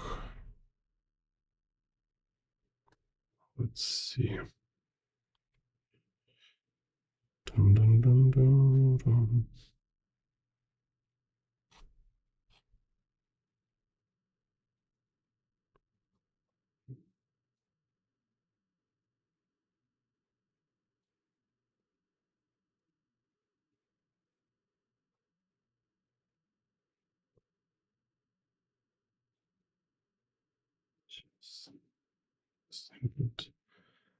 Pause here. Draw.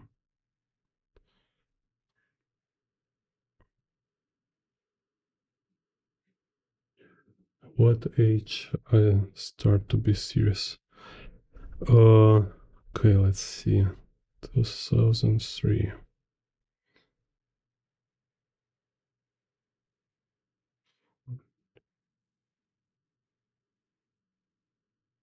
Okay, so 2003, I was 17, I think. Yes, 17. So, about 17-year-old, I go to art college. So there they teach us like, academia kind of stuff. So there is like drawing, sculpture, watercolor, oil painting. And this first time where they kind of force you to draw from real life, because you just, if you want to have a good degrees or high school, right, you need to draw from observation. You need to draw real life. It's like you need to sketch people, you need to sketch environments, interiors, exteriors. Also, like looking for compositions, situations, and make like color sketches, like called etude, right? Etude. So then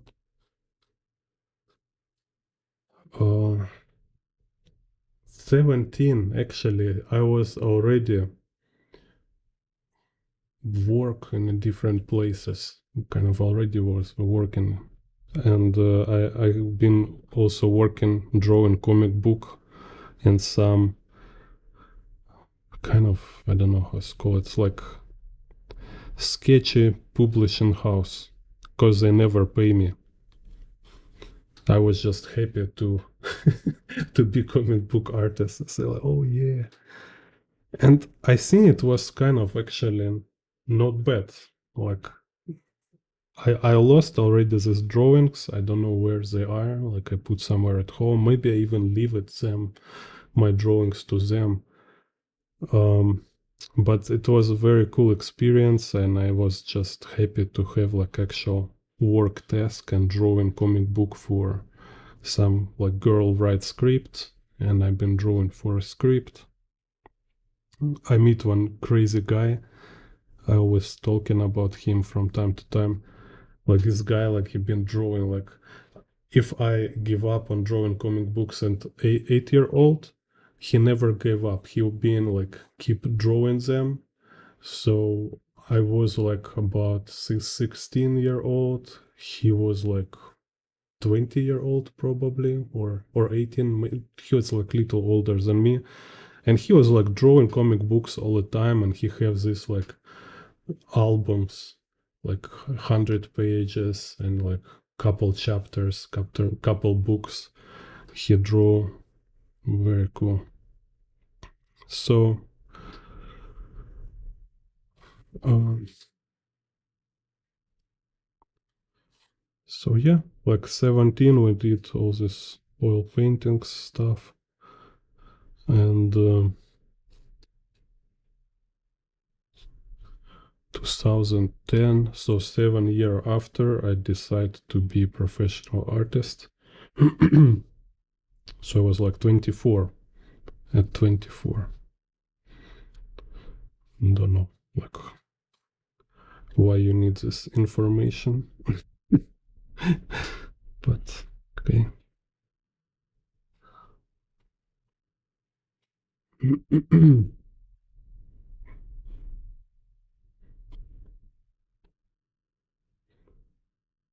So here we have this guy kind of flying.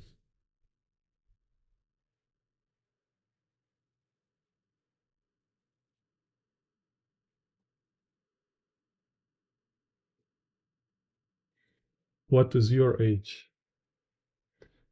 Uh, Activity.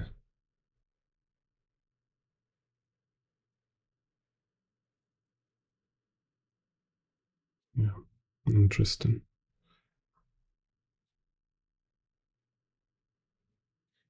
No, no problem. Yeah, just interesting.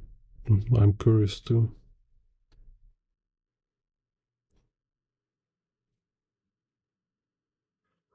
Так, so here's some weird building.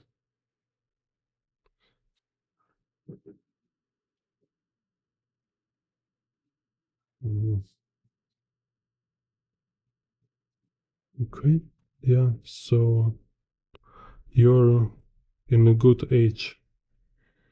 With my channel, you will learn perspective in 1 year. You can learn like get like crazy level of perspective just with my like free tutorials. And this will be very good foundation for you. Very, very important. Whatever you will draw eventually, like having some perspective, it's very important. Так, so have C, X,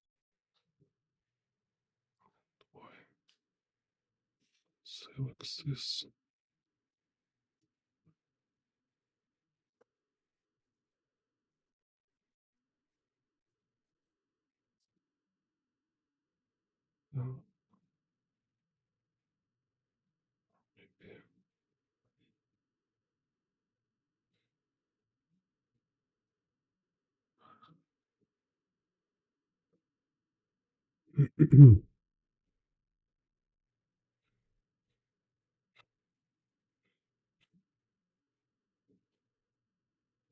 Like in my 17, we don't have like much stuff in the internet. It was this like, I mean, like 2003, it was like very slow internet.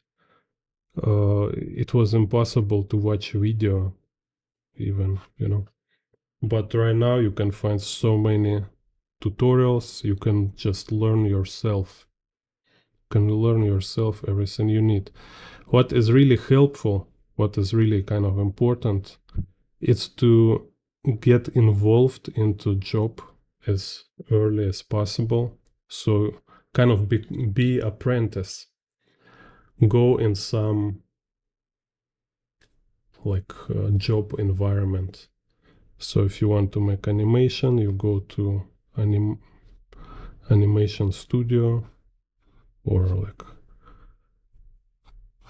comic book studio or whatever. Like closer experience to kind of actual professional process you have, it's better for you, because it's kind of just it's also skill. So instead of just learning all this different specific knowledge, which after you need to figure out how to use them, how to apply them, you better start from doing actual work and improving your skills in the process, kind of this.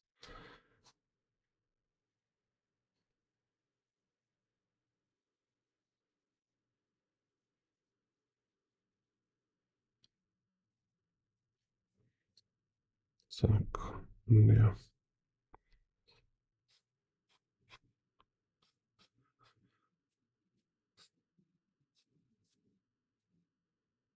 Так.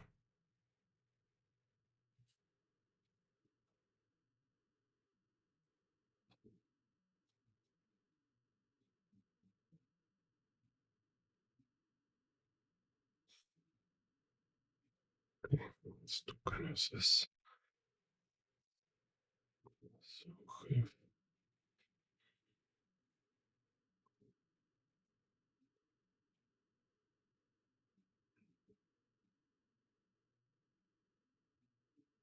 to draw more here.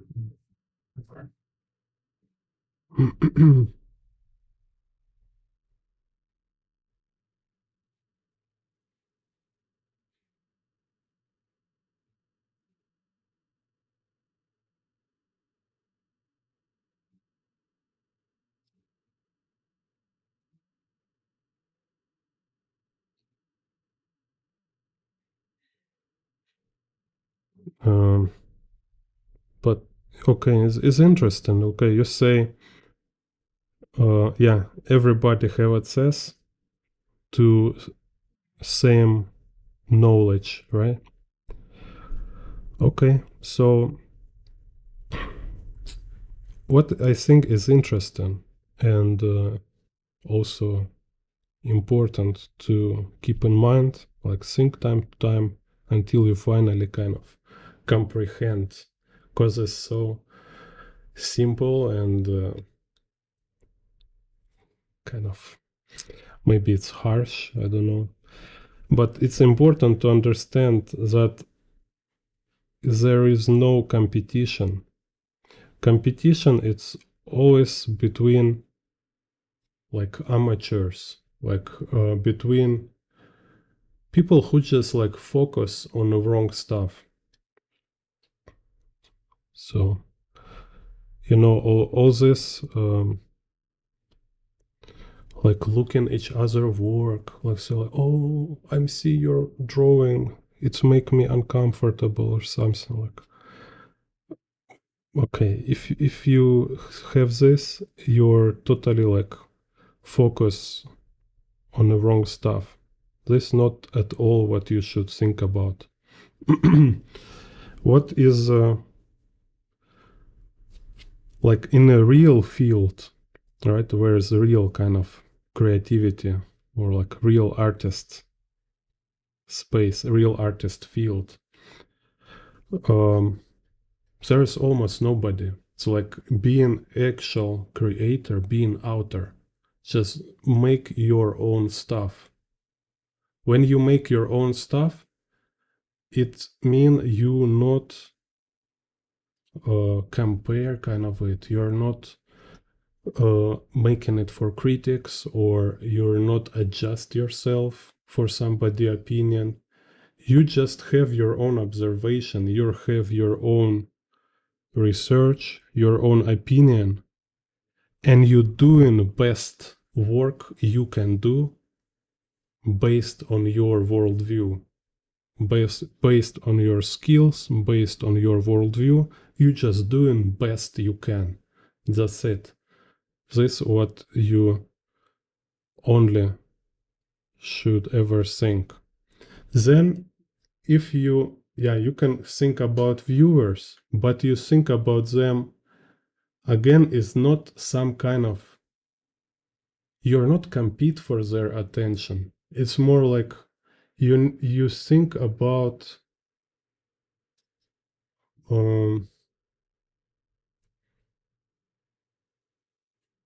it's like how can you speak to them and what you can make to them, just kind of this. So I think all this like competition thing is just wrong perspective and wrong direction. It should be like totally not bother you at all. And it's like, yeah, you can find some way how it might be a problem, but question here is not about is not problem at all or is not exist. Question is about what is matter. And this stuff is not matter at all. This should not matter. This perspective, seeing it as competition, it's foolish. It's a foolish concept. It's just wasting your life for imaginative competition. Like, for what? With who? It's a BS. Total nonsense.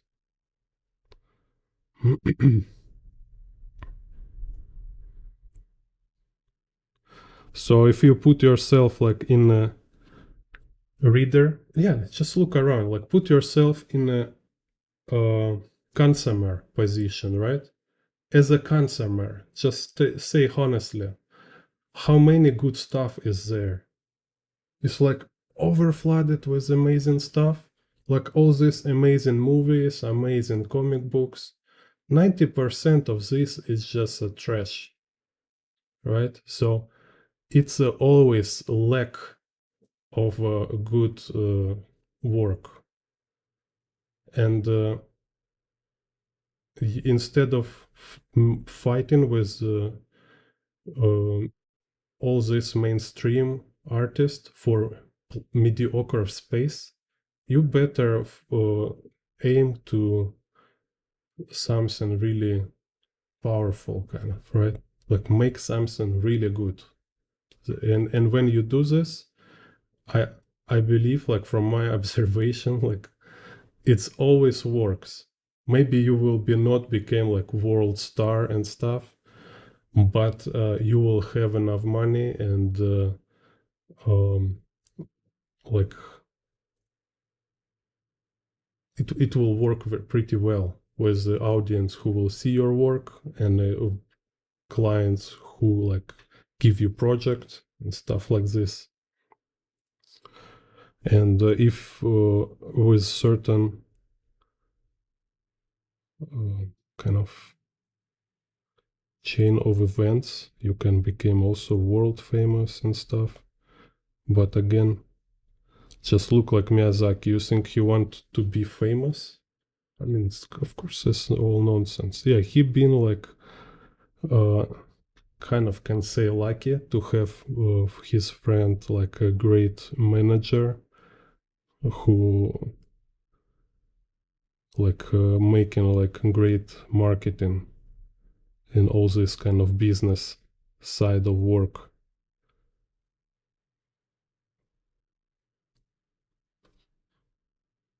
But I think Miyazaki anyway will do something like what he doing even with this without this like super success, still like focus on doing like real work. And it's always lack, it's always not enough of people who really love their work and who really strive to make something good.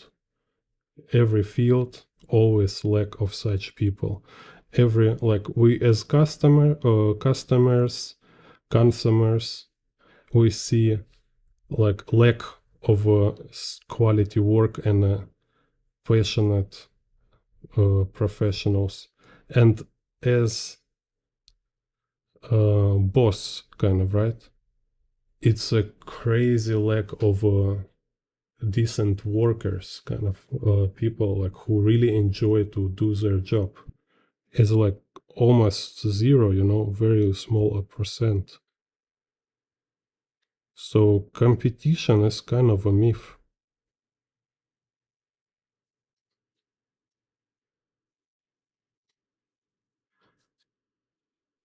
So it's kind of like it can show you focus on the wrong thing, and also like your level is very low. So you in this place where with other beginner artists who think like you're fighting for same job and stuff like this.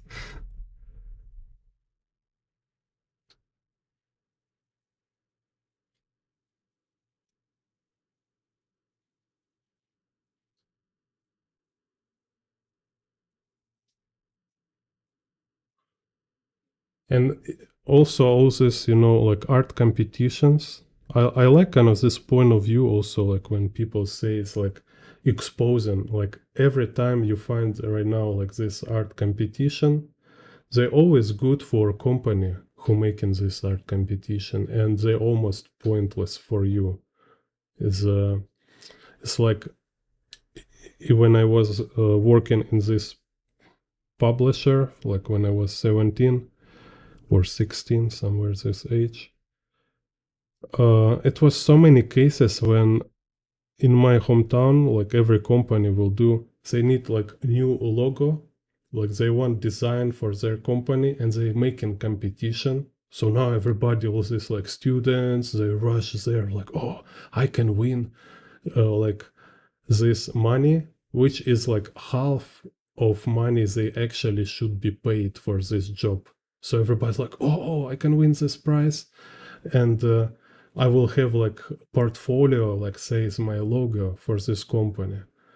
So look what happened, right? Like uh, they make competition. They have like, let's say like 300 people send them different designs, and all these designs basically it's like a brainstorm for free. So they have like free brainstorm. So now because they're not sure exactly what they want, they don't know how to explain it to professional, and they prefer not spend money for this to kind of pay like again and again for designer to do different variants, so they can finally understand which variant they prefer. So instead of do this properly, they doing tricks when they kind of make all these students work for free to elaborate a lot of stuff, kind of, right? After they can fake, like, I mean, if they're like absolutely ridiculous, like in my hometown, they can easily fake a winner, like give a award for their friend, let's say. But anyway, now their designer have all this brainstorm, have all these versions of logo, of company branding design. So company can give him more precise task. Say like, okay, we want this type of design. He spent some time for it, and now they have finally what they want. And I seen like art exhibitions, like you look, it's so crazy. Like, say, send us your original work, and we not guarantee you. No, they say like, we will not send you back your original work, no matter you win or not. And basically, after competition, they have like couple thousand original works. Just imagine. Yeah, maybe like half of them is like very low level, but still they have like a whole like a gallery. They can use these original works to make some gifts, like for their special clients, to some government workers. They're using it like kind of not a bribe, but this kind of like special gifts. for special people. So, and but all of this kind of they're creating this fake idea of ranking artists. They're like, oh, look, this artist, he take a first place, or like, oh, this artist take golden medal. It's like comparing comedians. Like, he is funny or not funny.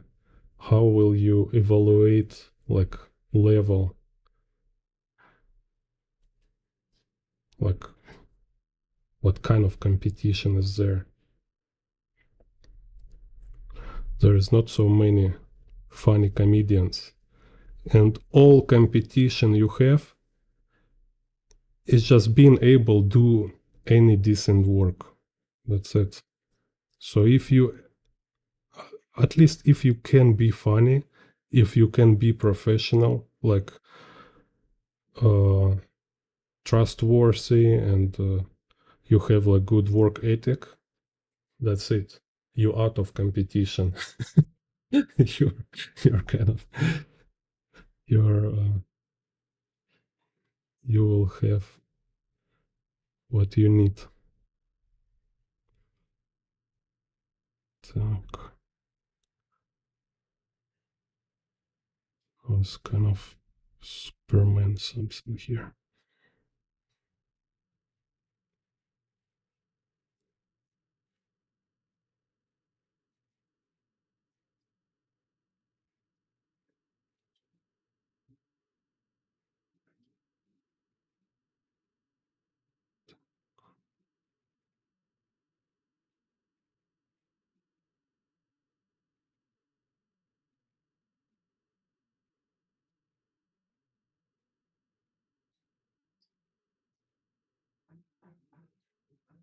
Yeah, maybe more important than compete with other artists. More important is networking.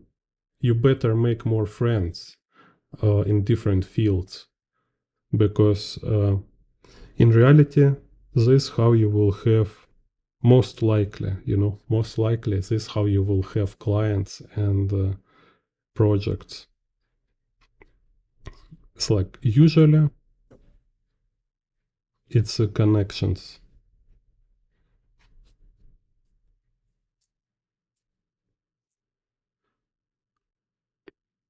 Так.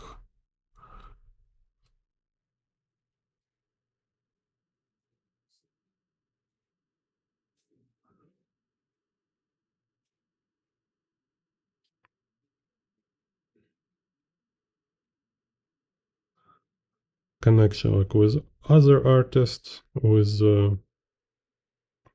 all this like publishing houses, agents, galleries. It's a lot of people there, and you can like meet them in different way. Like I don't, you don't need to be fake, tricky, or whatever. But just if we are speaking kind of about this, right? This is actual thing. Like if somehow you have friends from industry, oh, it's rise your kind of possibility to having some jobs like exponentially.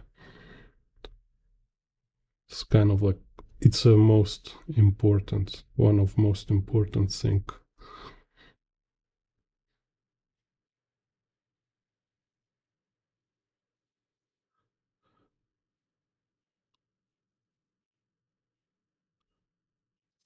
How find work?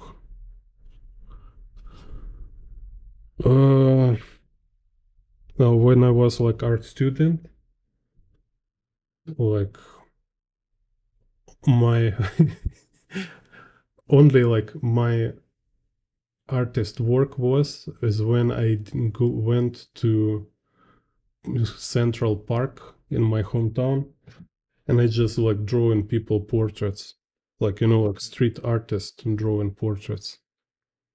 These were my kind of art clients at this time. So I've been like walking there and notice there's like portrait artist space. They always sit there. Some people stop, and I think like great. I need more practice drawing people faces. So I little exercise at home. I prepare some examples. So I go to park, I put these example drawings, and I wait somebody stop and take money, draw their portraits. And I mean, again, even this was not easy. It was crazy. It was like super intimidating, you know. So if you think like, oh, it's definitely not for you, and me somehow maybe I'm this kind of super confident, easygoing guy. No, absolutely not. I'm exactly like this introvert kind of guy for who it was like absolutely normal, absolutely out of character. Like nobody ever imagined I will do something like this. And that's why I like it more I think about that ideas and like, yeah, I should do it. Yeah. It's not what I usually do, but it's a real opportunity there. Why not? And I hear a lot of like gossip about there is like a mafia. You cannot just sit and draw portraits. You need to pay somebody money. I have no idea. I just see you can sit there and draw. I don't know. So first time I've been drawing, like I draw two people and already make some money from two portraits. I thought, oh yeah, I'm a real artist now. And there one guy approaching me. He's like looking at me, say like, hey, young man, how much for one portrait? I say like 250. Say, oh, so you already owe me 500. I was like, what? Sam, and this guy's like, I'm a director of this park, and like, you don't have permission to draw here and make any money here in the park. I was like, oh, so he say like, you walk right now, walk away, or you need to pay for me. I say, okay, sorry, walk away. And after I go to talk with other artists, like say how they work, and they say like, oh, it's okay, you just sit outside of park. So it's like near park on a central street. And say, we always sit here, we don't pay anyone. So, okay, let's try. So instead of inside park, I was sit outside. But even then, I figure out that this was also not legal. And this park director like keep chasing us.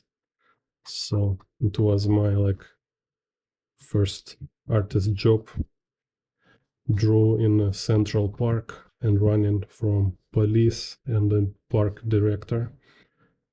And it's kind of weird, you know, like instead of have he can like agree with artists, he can tell us like let's share, like you pay, like make some kind of contract.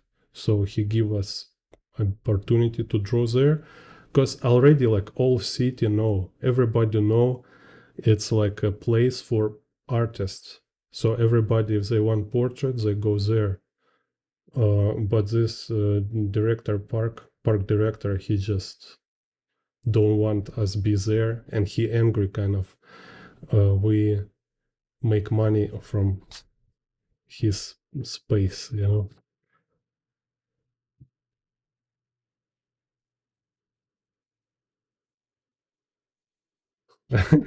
Yeah, so it's funny. Yeah, and there I have like it's crazy. Like it was so many interesting experience, and like I meet many different people. Like you know, you learn different characters. It's like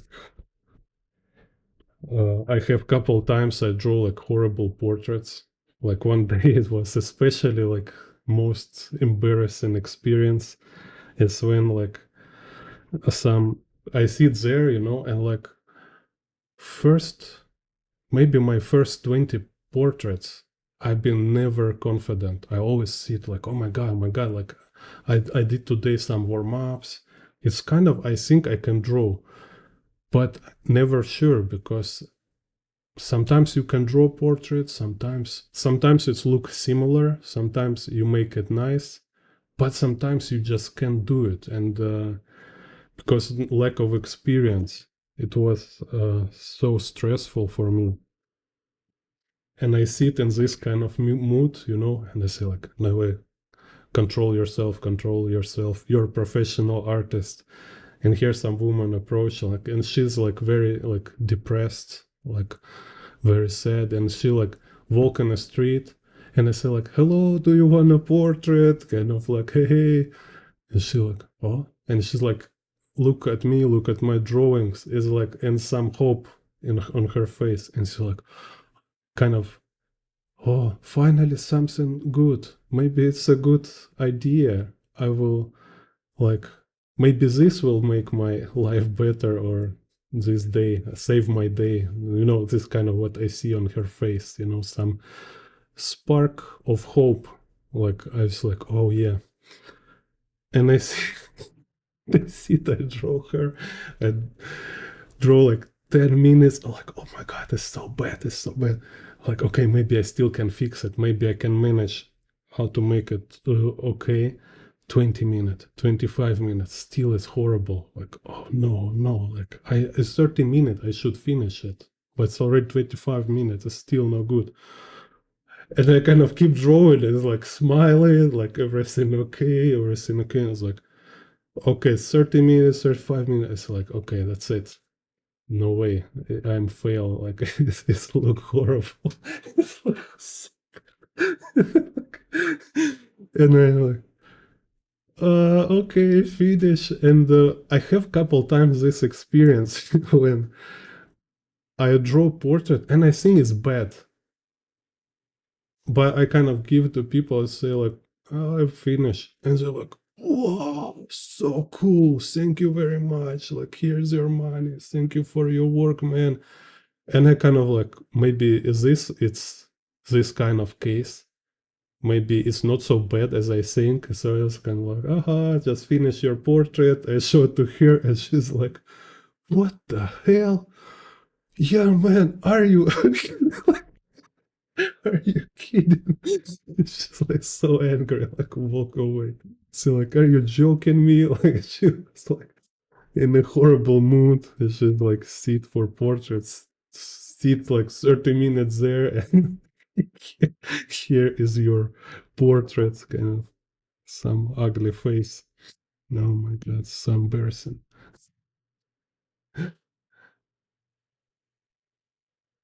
Yeah. So it's not only imagination. Sometimes it's a real humiliation and risk, because somebody can punch you in the face. It's not like drawing online. It's drawing people in Russia. It's a danger. Так, so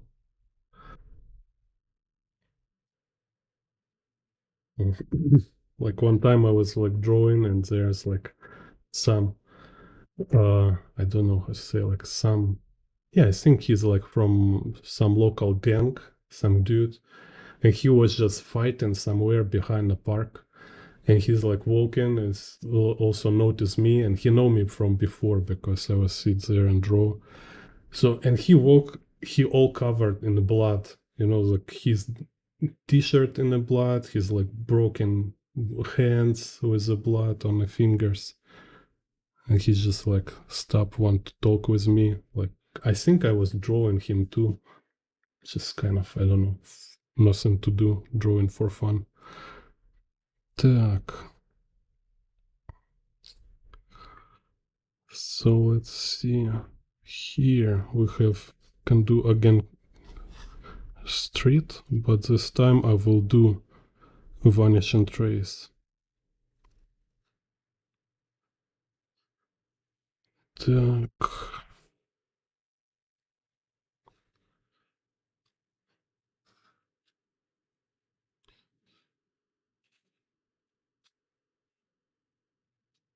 Here's this building.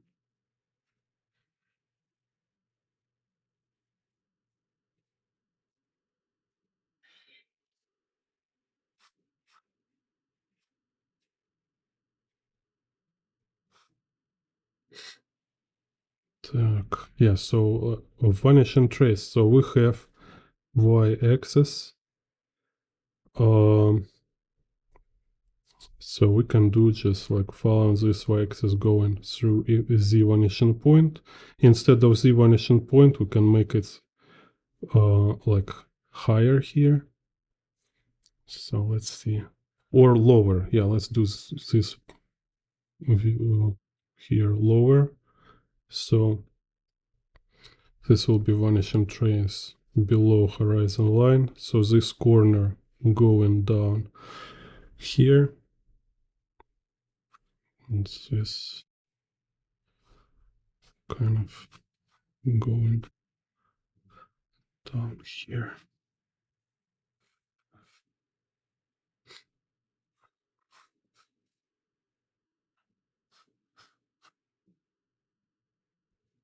Так.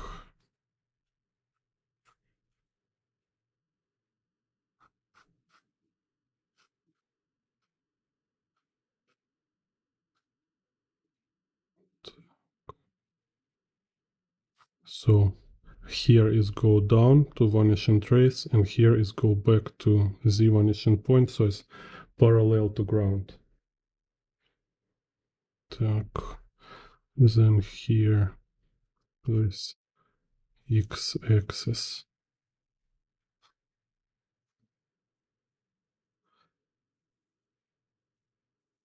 And like one of artists there on in this park, he's like been drawing for many years, and like every day he have some portraits.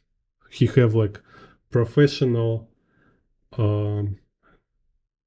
how's it called, like impresario or something, like this guy who was like talking to people on the street and just like, hey, hello, let's draw your portrait.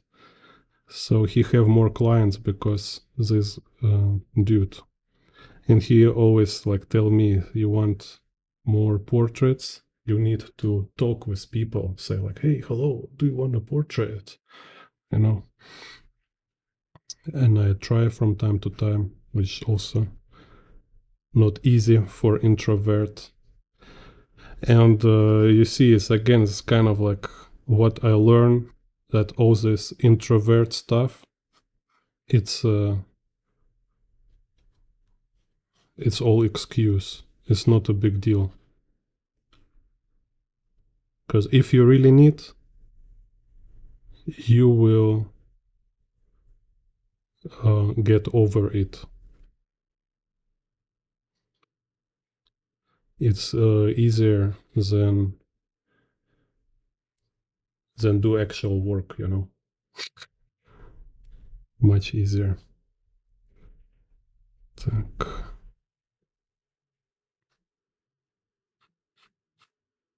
Just, yeah, it's embarrassing, it's uncomfortable. So what? Так. And yeah, and this guy, sometimes he make very good money in one day, and he waste all this money into some gambling machine. So he go just like drop coins and waste all money. So he have this like, how it's called, gambler issues. And sometimes his wife arrives like take all his money, so he cannot go to gamble because he actually have family. So he kind of like full-time portrait artist, and he provide for his family.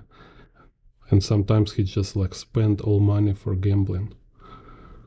It's crazy.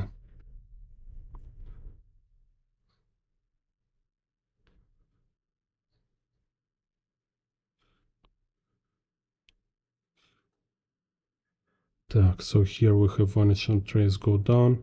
Here we can make So again, X vanishing point, and we can make vanishing trace go up. So it's uphill. Maybe from here. So this.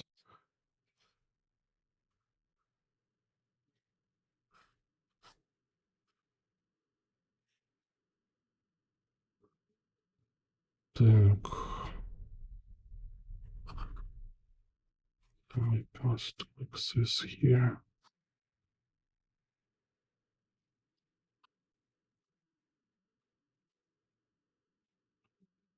So this uphill goes this high. Yeah, about this high. And then let's go back. Yeah, let's do like this. So now these two buildings, I can cut them here like this.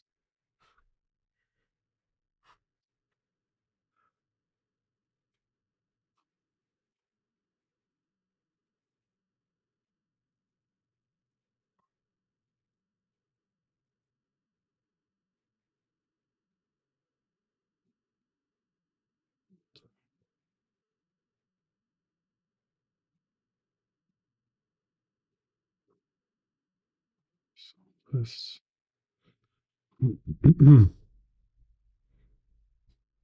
So this is kind of very extreme because vanishing points close to each other.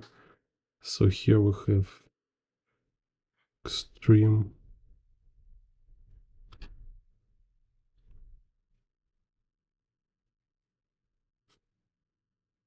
distortion kind of.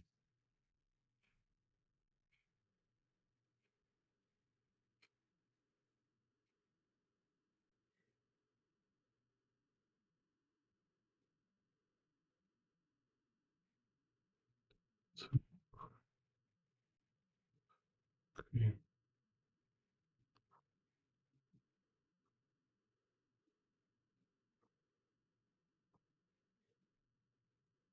Let's make it a bit lighter.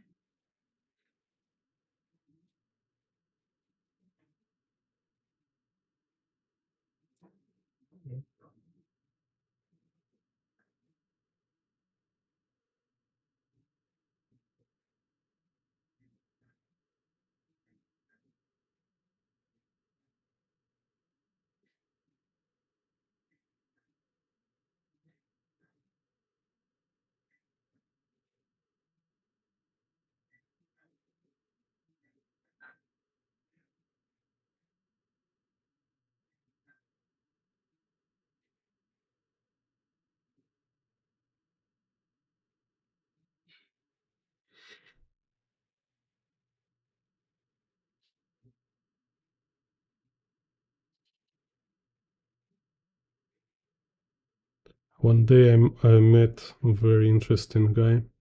So I've been like drawing portraits as usual. Some old man approach and like he just sit near me and commenting like uh like characterizing people who is walking and say like, okay, you see this guy, he is this type, he has such problems in his life, he's thinking about this stuff. So this guy, he just like get out from a prison, kind of like, so like, huh? What he talking about? Then some people like approach me like for a portrait, and he start talk with them, talking like about, I don't know how to say, profiling kind of. Yeah, I think this word, profiling them, and everybody being like so surprised how precise he is. because he can profile people from their look, just how they look, how they move, and looking at their hands, like some kind of wrinkles on the hands.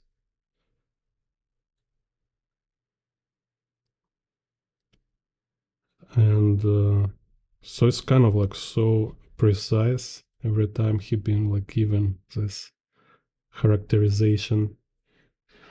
And then I met him like a couple years after this. Every time around him gathers some crowd of people, they're like, tell about me something. Very interesting. Like some character from a movie.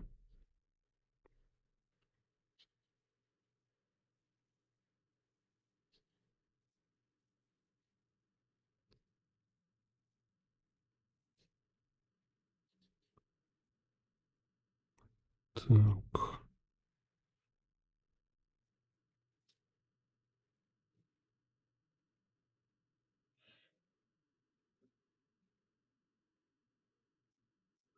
And it's like I show him my hands too, so he kind of like tell about me, and he say like there will be many adventure in my life. It was very interesting how how right he was again. Yeah, he's just like I seen like how he was talking with other people, and like I show him my hand, it's like, whoa, what the hell? Like interesting. You are like so you have like interesting life in the future, a lot of adventure. And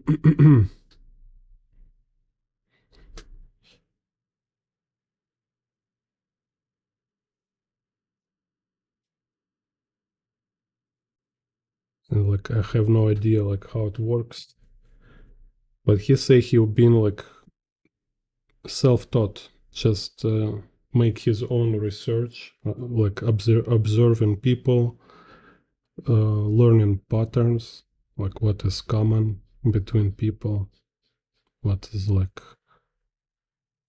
kind of try to explain their behavior and stuff like this.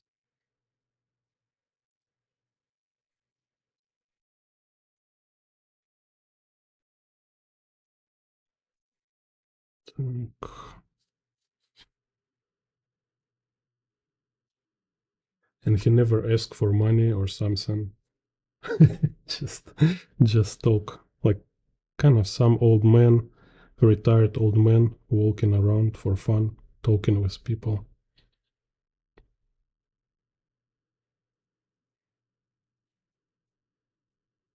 Maybe he was some kind of ex KGB profiler with some superpower.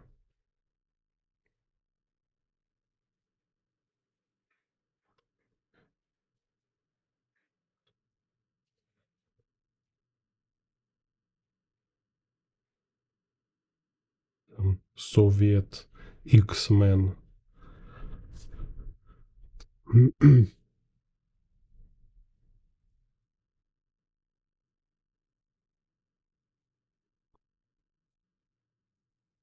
We developed these special forces of unusual people.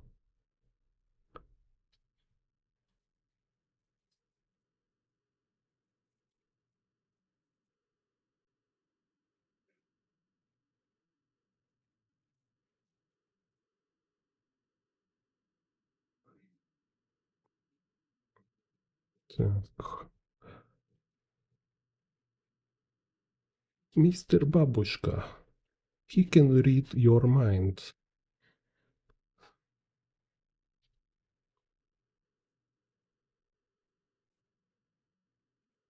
Taburetka man, he can see future.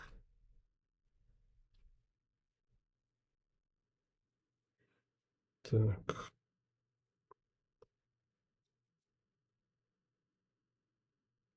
And this most powerful man, vodka guy, can drink a lot of vodka. Так, let's see. So back to this, let's draw some.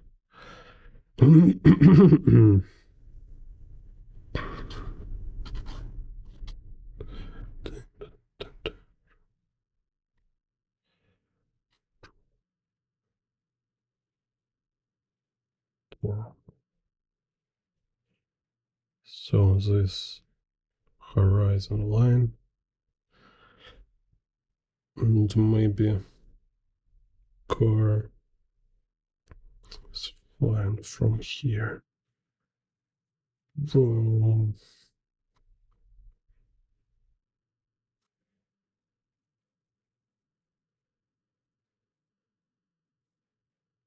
Babushka man, tell us you are lying. Who are you working for?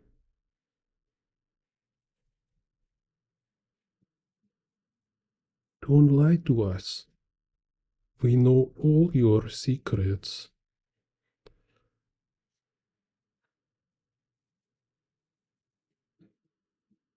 And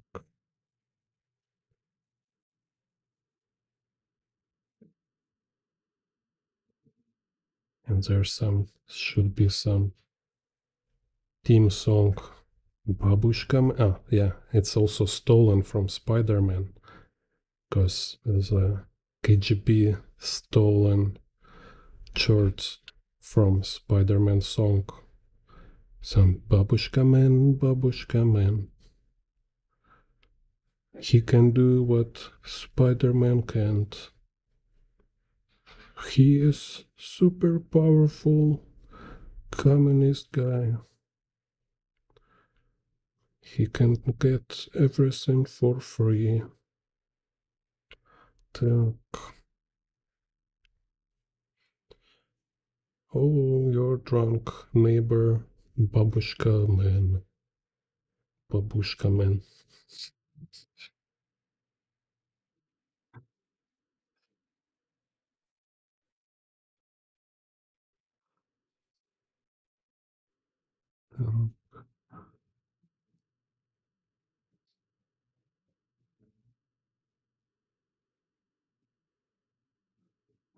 Some cars here.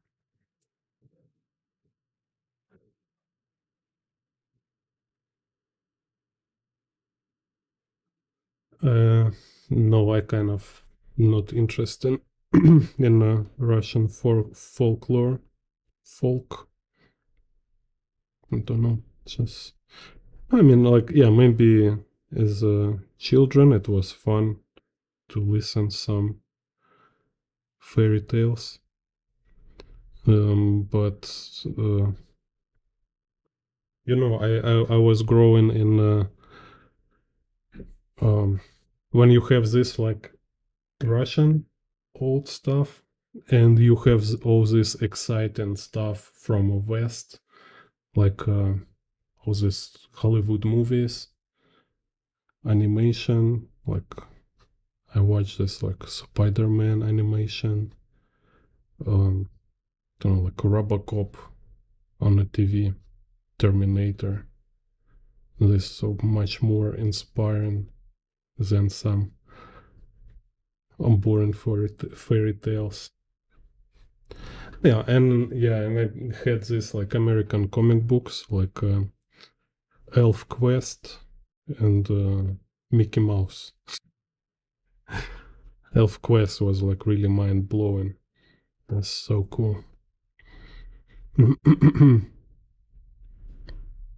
Indiana Jones.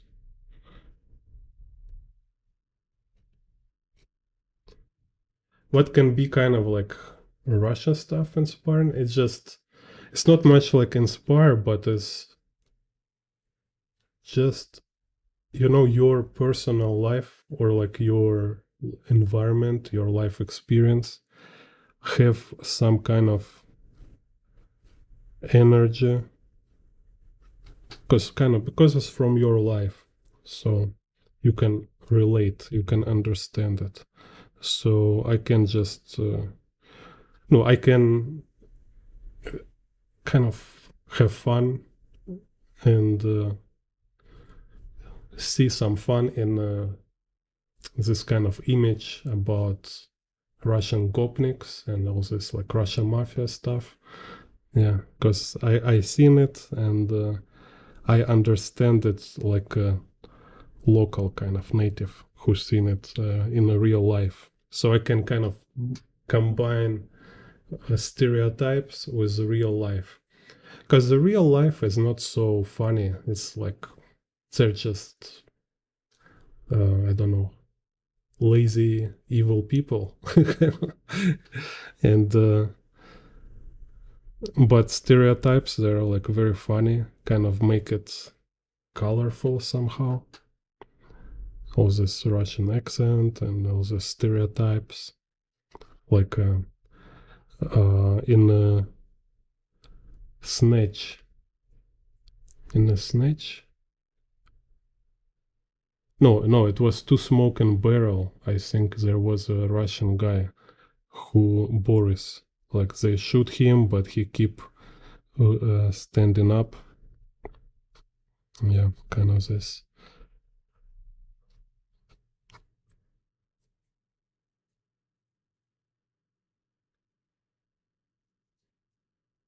But I think even this, it's kind of like not very accurate. More accurate will be call it's some kind of like a East European type or Slavic maybe.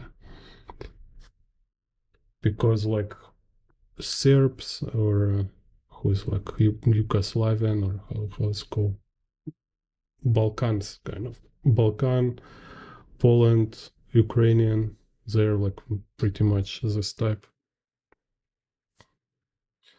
Just in reality, they're, I think, in general, more civilized. Так. Okay, so here's some crazy.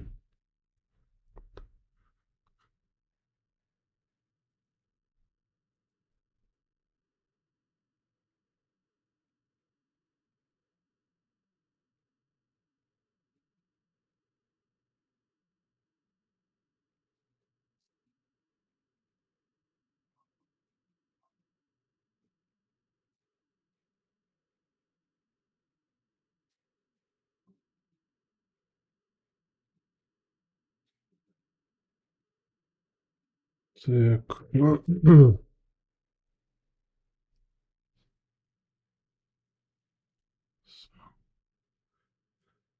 Flying vehicles.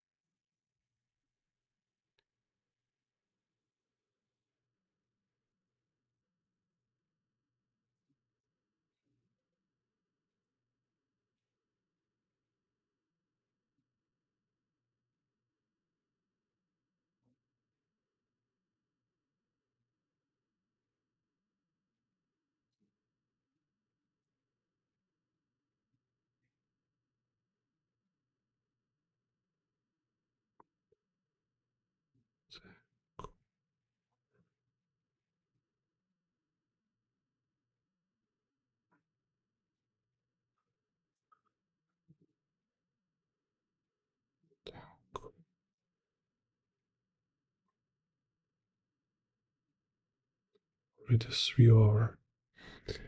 Need to draw faster. Yeah, maybe I finish this one. Will be end of stream after this picture.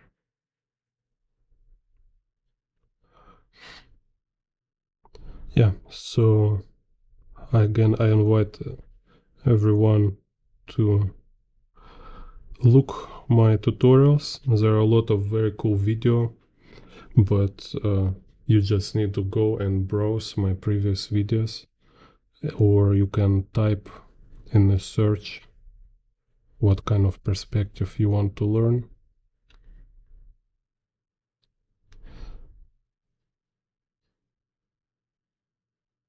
also can subscribe to catch future streams or become member to join my Discord channel.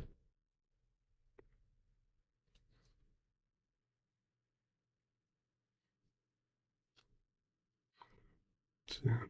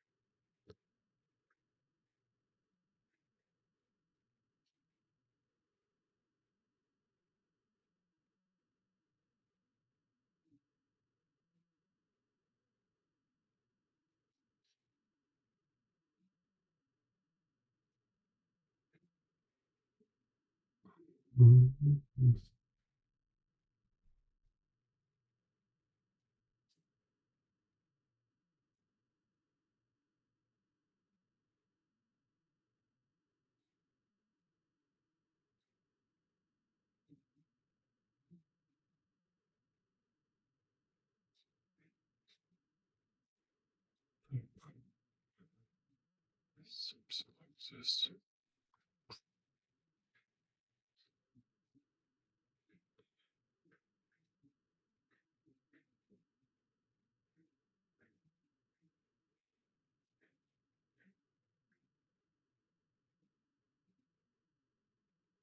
Let's make some music.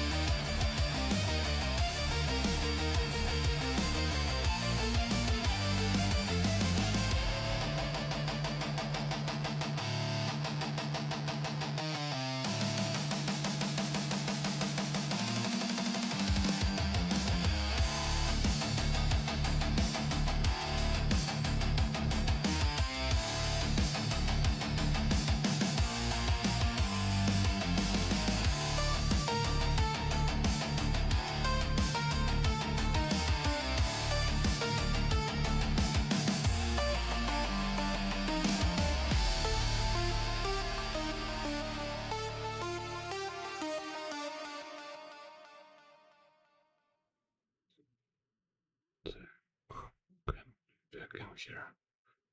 Look, zebra.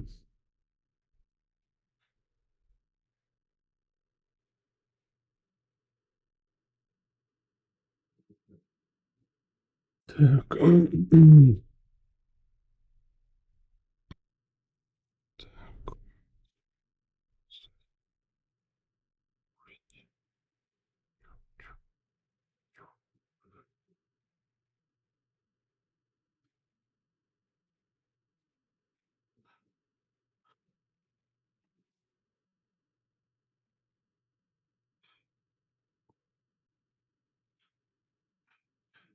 No, it's a scarf fly here. Weird. Okay.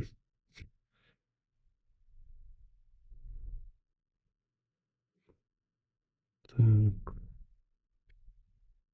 Smoke road down here. Так. Сколько здесь?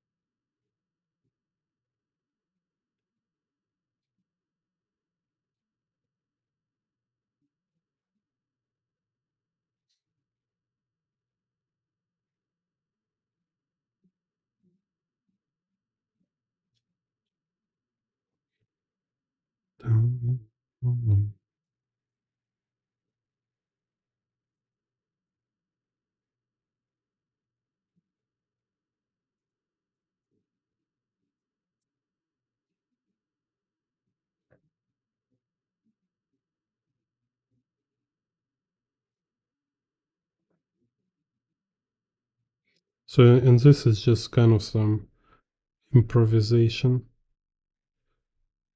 If you have like little more time, you can better plan composition and like work on proportions more precisely. Here some proportions look weird.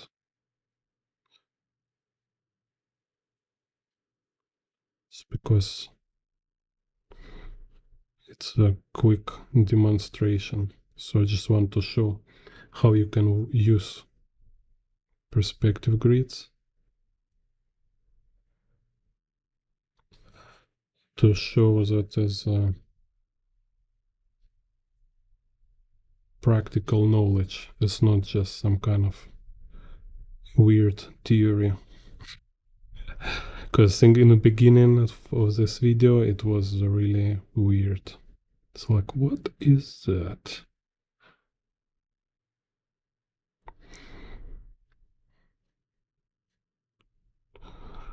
But again, like if you like just beginning in perspective, or I don't know, it's like if perspective still not very fluent to you, yeah, this is too much. This fisheye, it's advanced.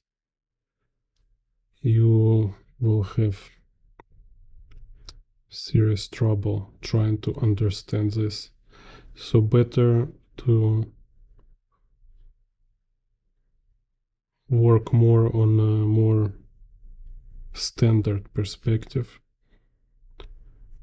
And I have many video about like more average perspective, which is like in the most cases you will use, just some 3-point perspective grids.